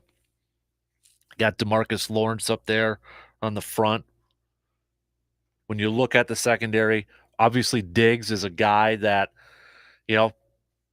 intercepted the ball quite a bit last year. But when you break it down and you look at the numbers, he also gave up a lot of yardages and a lot of catches. Dante Fowler Jr. is also on this defense. I mean, they've got some intriguing players on the D. They've got some intriguing players on the offense. But it's the same question whenever it comes to the Cowboys. Do they play up to their potential? Can they play up to their potential? I mean, it's been since Super Bowl 30, since the Cowboys went to the Super Bowl, before Favre and the Packers won at Super Bowl 31. We're approaching, 30 years since then? It's getting there. Jerry Jones getting antsy. I don't see where the Cowboys are better this year than what they were last year. I'm intrigued with the Anthony Barr and the Dante Fowler Jr. additions on defense. I think Diggs is going to take a step back this year. He's not going to have as many interceptions as he did last year. A lot of pressures on Micah Parsons. I think he's a player. I think he's a baller on that D. But are they better this year than what they were last year? I don't know. I think they could be a playoff team. I think if they could stay healthy, they could be a playoff team. But I don't think they're a Super Bowl contending team. And this, let's face it, they got to make a deep run in the postseason for Mike McCarthy to keep his job. I think if they even make the postseason and they lose their first game, I think he's out. They need a deep run, in my opinion, for Mike McCarthy to keep his job. And the thing is, a lot of people assume that Jerry Jones is quick to move on from coaches. Really, he's not when you look at the history. He's not. He just talks a lot because he has his own show. He's GM. He talks to media. I think we just assume that, and he gets asked about it all the time. So we just assume that the Cowboys historically have been close. And then we all know about with the Jimmy Johnson sort of thing too, right? We all know about that. That was a long time ago, though. But I think anything short of a deep postseason run, McCarthy's going to be out of a job. Whether that means Sean Payton or Dan Quinn, whoever it may be, they're going to come up with the new head coach if the Cowboys don't win at least maybe a game or a couple games in the postseason this year. I think they can be a more the offense coordinator too. Yeah, that might be Jerry's boy there, but yeah, I think they could be a postseason team. But division, I think they'll compete with the Eagles. But if I had to pick right now, I'm giving a slight edge to the Eagles to win this division. They made the postseason last year. They acquired A.J. Brown. They've got Smith, couple of nice receivers over there. They haven't really gotten anything from Jalen Reagor. Dallas Goedert over there at tight end. The big question again, like two other teams in this division outside of the Cowboys, is quarterback play, in my opinion. What are we going to get from Jalen Hurts? A lot of people expecting a lot from Jalen Hurts this year. But, I mean, it was just this offseason. It's like, ooh, could Deshaun Watson go there? Hey, Aaron Rodgers, would that be a potential thing? Wasn't that long ago that there was rumors that the Eagles, or there was at least rumblings or talk that Eagles might have a different quarterback. But they're going to give it to Jalen Hurts. They're going to give him a shot. I'm intrigued with it. I think Gardner Minshew is going to be a starter. Maybe not a long-term starter, but some team is going to want Gardner Minshew as a starter for a few games at some point, whether it's either going to be this year or next year. We haven't seen the end of Gardner Minshew starting games, I don't think, yet. But Jalen Hurts is going to get the opportunity this year. This is his shot to prove that he is the long-term starter for the Philadelphia Eagles. He's got some receiving options. Miles Sanders in the backfield. Boston Scott's on there. Gainwell's on there. They've got options. He's got some weapons to work with.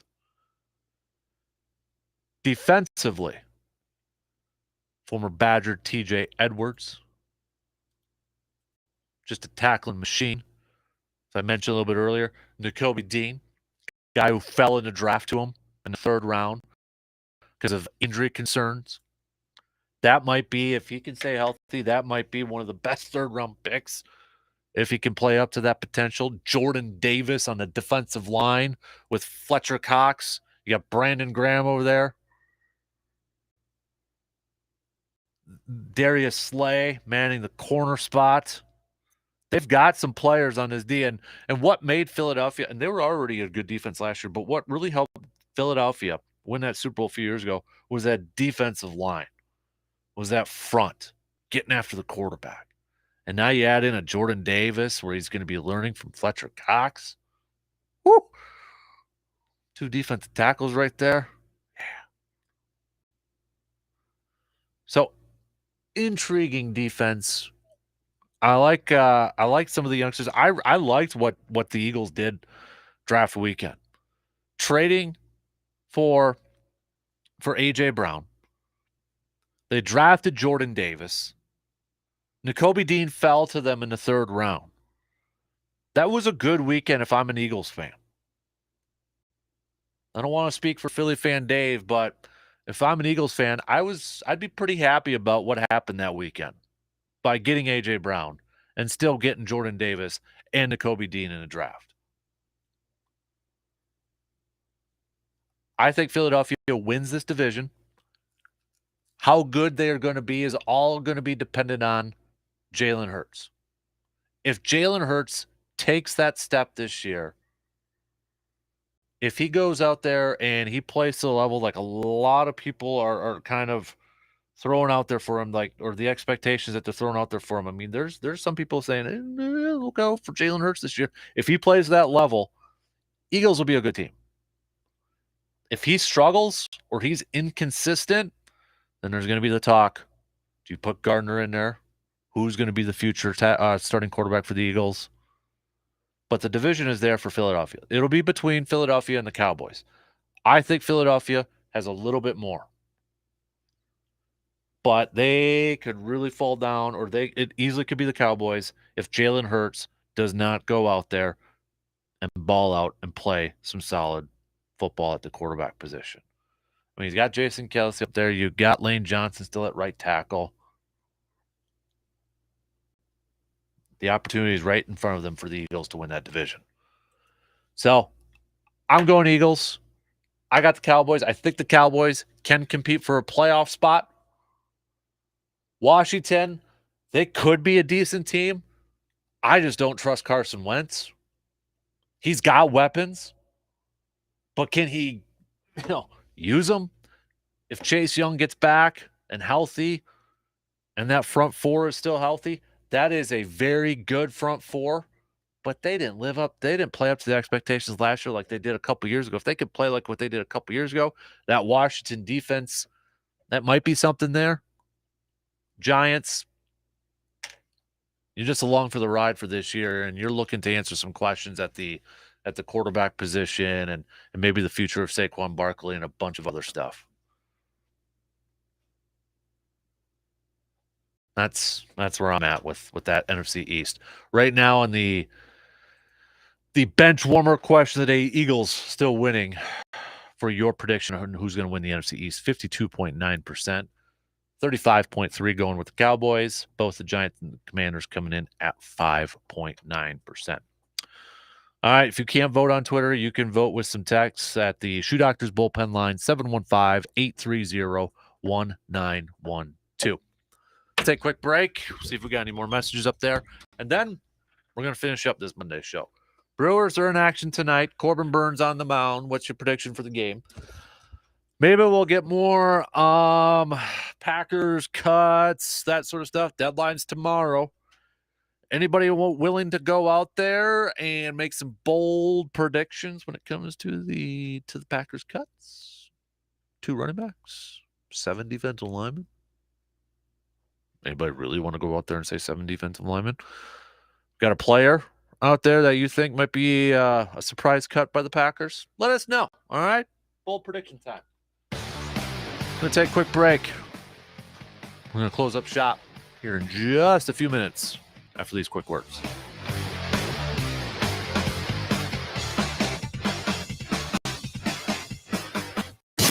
You're listening to The Dan Kasper Show. Now, I'm one of the lucky 25% of Americans with more than $500 in savings right now. But I had a real problem. I was getting hit by people wanting to sell me shiny new investments I didn't understand. ETFs or coins that were going to the moon. I'm a bit old-fashioned. I like my feet on the ground and my investments. When I spoke to the team at Noble Gold, they didn't boast that anything was going into orbit. They told me that my money would do better than inflation. And with precious metals or a gold IRA, I would actually get real gold and not a certificate. That sounds more like it, huh? If you've been thinking of precious metals, Noble Gold has just won the top pick for IRA providers out of 18 in the Consumer Affairs rankings. And they're giving away a beautiful 1/10-ounce gold American Eagle coin with every qualifying IRA or 401k rollover. This gift is for qualified IRA rollovers only. You can't go wrong with Noble Gold. Call the team now at 877-646-5347 to find out more or visit noblegoldinvestments.com. River Country Co-op wants to help you put some gas in your tank. It's the River Country Co-op Cenex Small Town Gas Pass giveaway. The River Country Co-op Cenex Small Town Gas Pass giveaway of the week is the Gilman and Jim Falls stores. All you have to do is stop on in at the Gilman and the Jim Falls Cenex store this week only to register to win a $50 gas card. No purchase necessary. Don't miss out on your chance to win some free gas. Get to these River Country Co-op Cenex stores now to enter. What's the special today? Well, I've got half-price geofencing with a side of SEO, double bubble on all PPC, and 50% off all OTT CTV contracts. Sound familiar when you were looking for marketing options? Are vendors selling you their tactics rather than your solutions? Then let the marketing mixologists at Midwest Family Eau Claire come to the rescue. Midwest Family Eau Claire isn't about hitting their sales quotas. They're about helping you hit yours. Go to MidwestFamilyEauClaire.com today and find out how their integrated marketing solutions make just the right marketing cocktail for you. MidwestFamilyEauClaire.com. Hi, this is Matt LePay, voice of Badgers football and basketball. At this very moment, there are thousands of Wisconsin families impacted by Alzheimer's disease or dementia who need support. Who do they trust? The Alzheimer's Association. Caregiving can be an emotionally, physically, and financially draining role. The Alzheimer's Association provides education, care, and support to all those facing Alzheimer's and other dementia. The Alzheimer's Association is here all day, every day, through their free 24/7 helpline. One call, thousands of answers. If you have concerns about memory loss or other cognitive changes, or questions about caregiving, Alzheimer's diagnosis and treatment, or clinical trials, make that call today to 800-272-3900 or visit alz.org/WI. Sponsored by the Alzheimer's Association Wisconsin chapter with funding by Oak Park Place Foundation. Taking the family out to eat can be tough because everybody wants something different. Hy-Vee has a solution, though. From scratch-made pizzas and fresh Asian foods to great handmade burgers, sandwiches, salads, and the incredible breakfast menu served every day. The most exciting food service location in the Chippewa Valley has what you are looking for. Are you looking for a carryout? The buckets of chicken tenders or fried chicken are a great option as well. Make your meals easy with the help from Hy-Vee, and I'll see you there. We could talk about how complicated other banks make it to redeem credit card rewards, like how they require minimums, and worse, how the rewards flat out expire. Or we could talk about how with Discover, you can redeem your rewards for cash in any amount at any time. That's amazing. And now that we've talked about that, let's get back to, the stuff we talk about here on the show. Learn more at discover.com/redeem rewards. That's discover.com/redeem rewards. Terms do apply. With Discover, you can redeem your rewards for cash in any amount at any time. Learn more at discover.com/redeem rewards. Terms apply. Ad paid for by USA Veteran Law Group. Attention Marines, if you or a loved one lived or worked at Camp Lejeune for more than 30 days between 1953 and 1988, you were exposed to drinking water contaminated with benzene and other highly carcinogenic chemicals, causing those exposed to develop devastating health conditions. You may qualify for significant compensation if you have been diagnosed with non-Hodgkin's lymphoma, bladder, kidney, or liver cancer, or other serious health conditions. Get justice at 866-463-0001 or visit usaveteranlawgroup.com. Sports. You love it. We love it. And quite frankly, I don't trust anyone who doesn't love it. Do you? Is that a serious question? The Dan Kasper Show.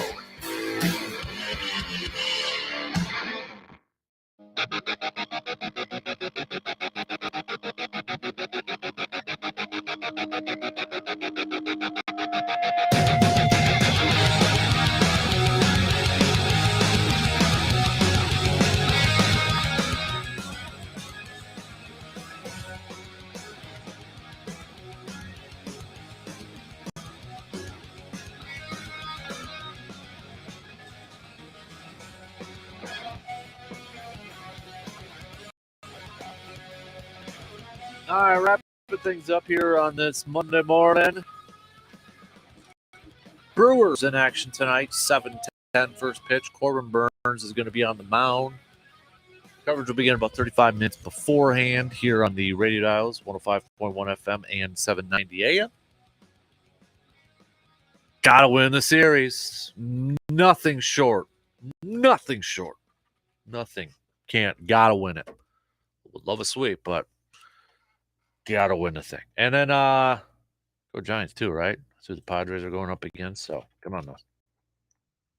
Do a little scoreboard watching here.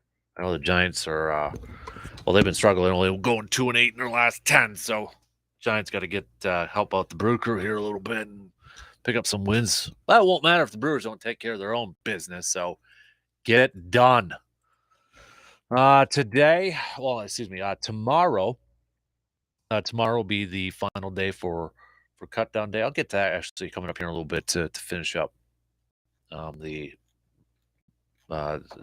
morning. So I'm going to hold on to that here for just a little bit. But the preseason's in the books. All right, we got the preseason in the book. Now it's going to be interesting to see where some of these cuts are going to go. And remember, a lot of these players, this may have been their last shot to wear a football jersey in the NFL. So this might be their last shot. Some will make a team. Some will make the practice squad. Some might be on a different team. But for many more, this might be their last shot at cracking an NFL roster. So a lot of tough calls and a lot of tough decisions to be made here. But well, I'll touch on the Packer one here in just a little bit. But other stuff on the docket. Shout out to Hawaii Little League World Series champs too. We got we'll see about TJ Watt, as we mentioned a little bit earlier. He left the preseason game yesterday against the Lions with a knee injury. Mike Tomlin, after the game, said no long-term concern at the moment. If this is a regular season game, we may see them back in this game. So that's good news when it comes to TJ Watt. But again, it goes to the whole notion of should you be playing starters in the preseason or not. But hopefully there won't be anything serious with TJ Watt. Rory McIlroy rallies to win the Tour Championship and the third FedEx Cup title. So Rory McIlroy is your FedEx Cup champion and winning the Tour Championship. So, Rory kind of, this has been a year of him, whether it's been in tournaments or giving his opinion on the Live Tour, him and Tiger forming a duo to kind of help out the PGA Tour and maybe go after the Live Tour. But this has kind of been the year of Rory. It seems like here a little bit, maybe becoming the face or the second face of the PGA. If you want to say, if you think it's still Tiger, Rory, I would say is probably maybe the second one out there. But yeah, Rory getting that done yesterday. We talked a little college football here too. Now we get into week 1 after they called it week 0. Nebraska not off to a great start, losing to Northwestern right away. Got to imagine the clock is ticking right now for Scott Frost and company. Illinois taking down Wyoming. But week 1, it begins in a couple days here on Thursday. Badgers, we'll get it going this weekend. So we'll talk more Badgers tomorrow with our Badger analyst, Mr. R.J. Cardinal, to break down this upcoming game. All right, so something new I want to do a little bit at the end, kind of like a little closing argument, kind of a little bit of final statements, that sort of thing. So here's the thing. I'm going to call it here's the thing. So looking at this Packer roster, as they are about to make some decisions on who the initial 53 is going to be, here's the thing, though. Whatever comes out tomorrow for that final 53, and maybe today we'll see a couple more decisions that the Packers will be moving on from some players. But whatever the 53 is on tomorrow, there's a good bet that still won't be the 53 to open up the roster or to open up the season. There could be some moves made, and I don't know off the top of my head right now who it would be, since Dallin is was back at practice yesterday.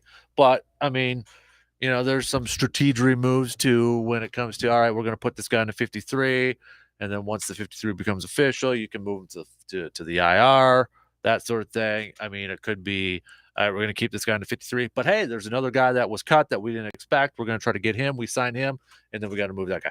There's a bunch of different stuff that can happen, right? There's a bunch of different stuff that can happen.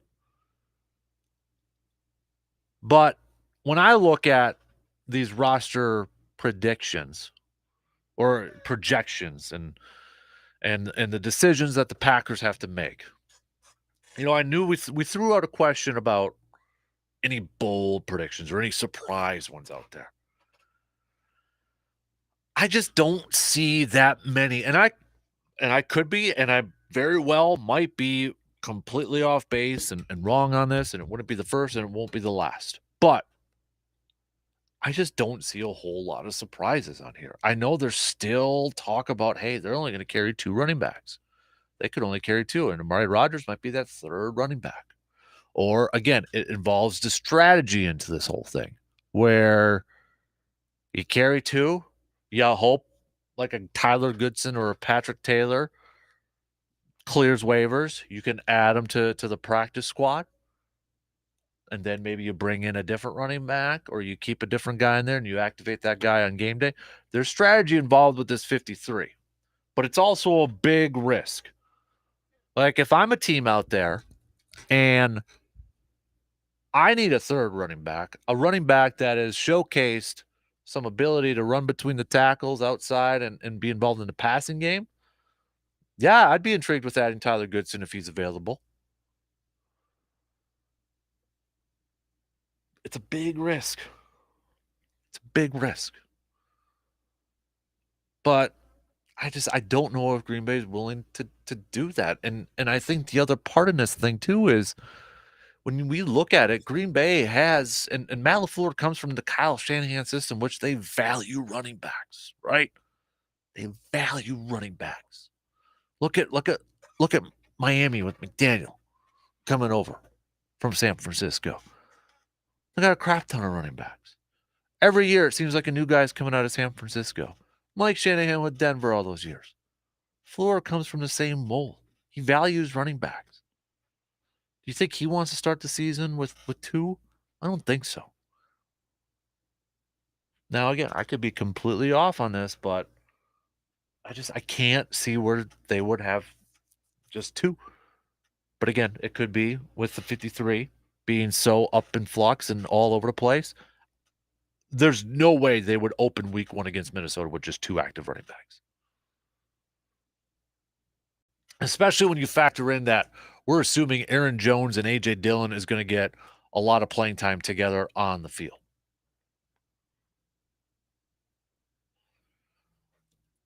And I look at these other positions, these other decisions that Green Bay is going to have to make. And the Elton Jenkins being in the rehab one, I'm really curious to know what's going on there. We probably won't find out. I don't know if we'll find out more details today or not.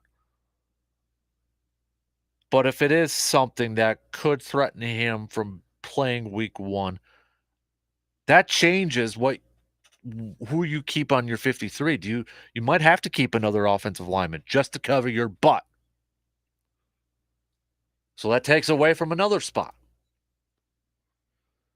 So to me, a wild card in this whole thing, there's a couple of them that the Packers have to make in the next day, next 24 hours, whatever it may be. There's a couple things that they got to. There's a couple monkey wrenches out there. The Elton Jenkins thing. I guess you could throw David Bakhtiari in there too. Those guys are going to make the 53.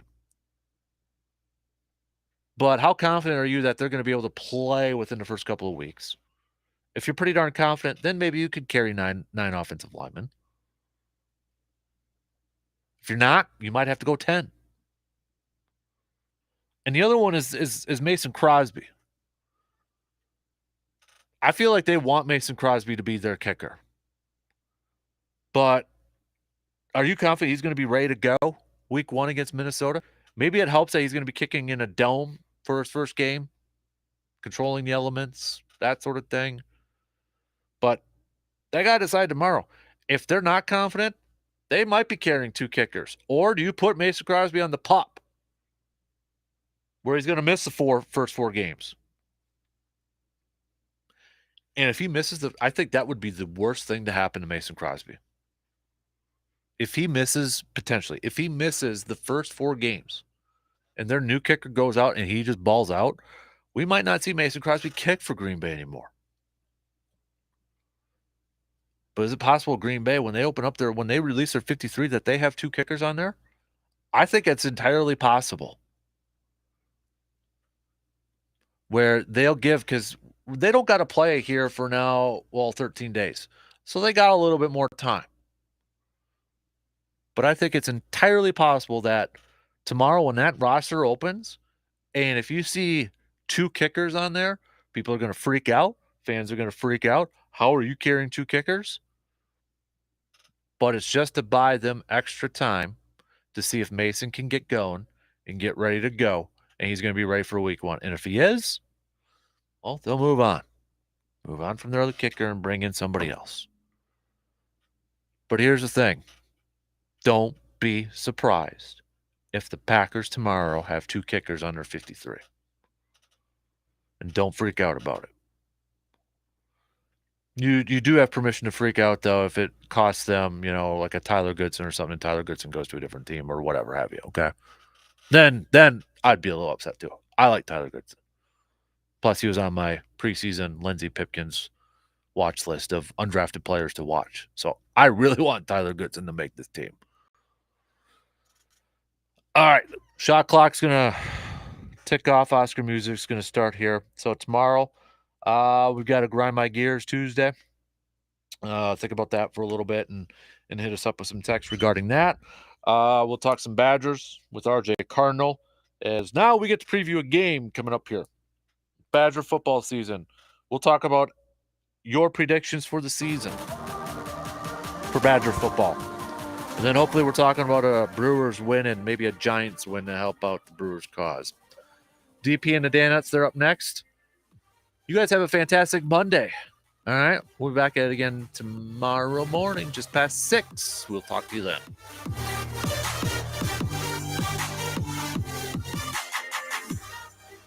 You're listening to the Dan Patrick Show on WAY.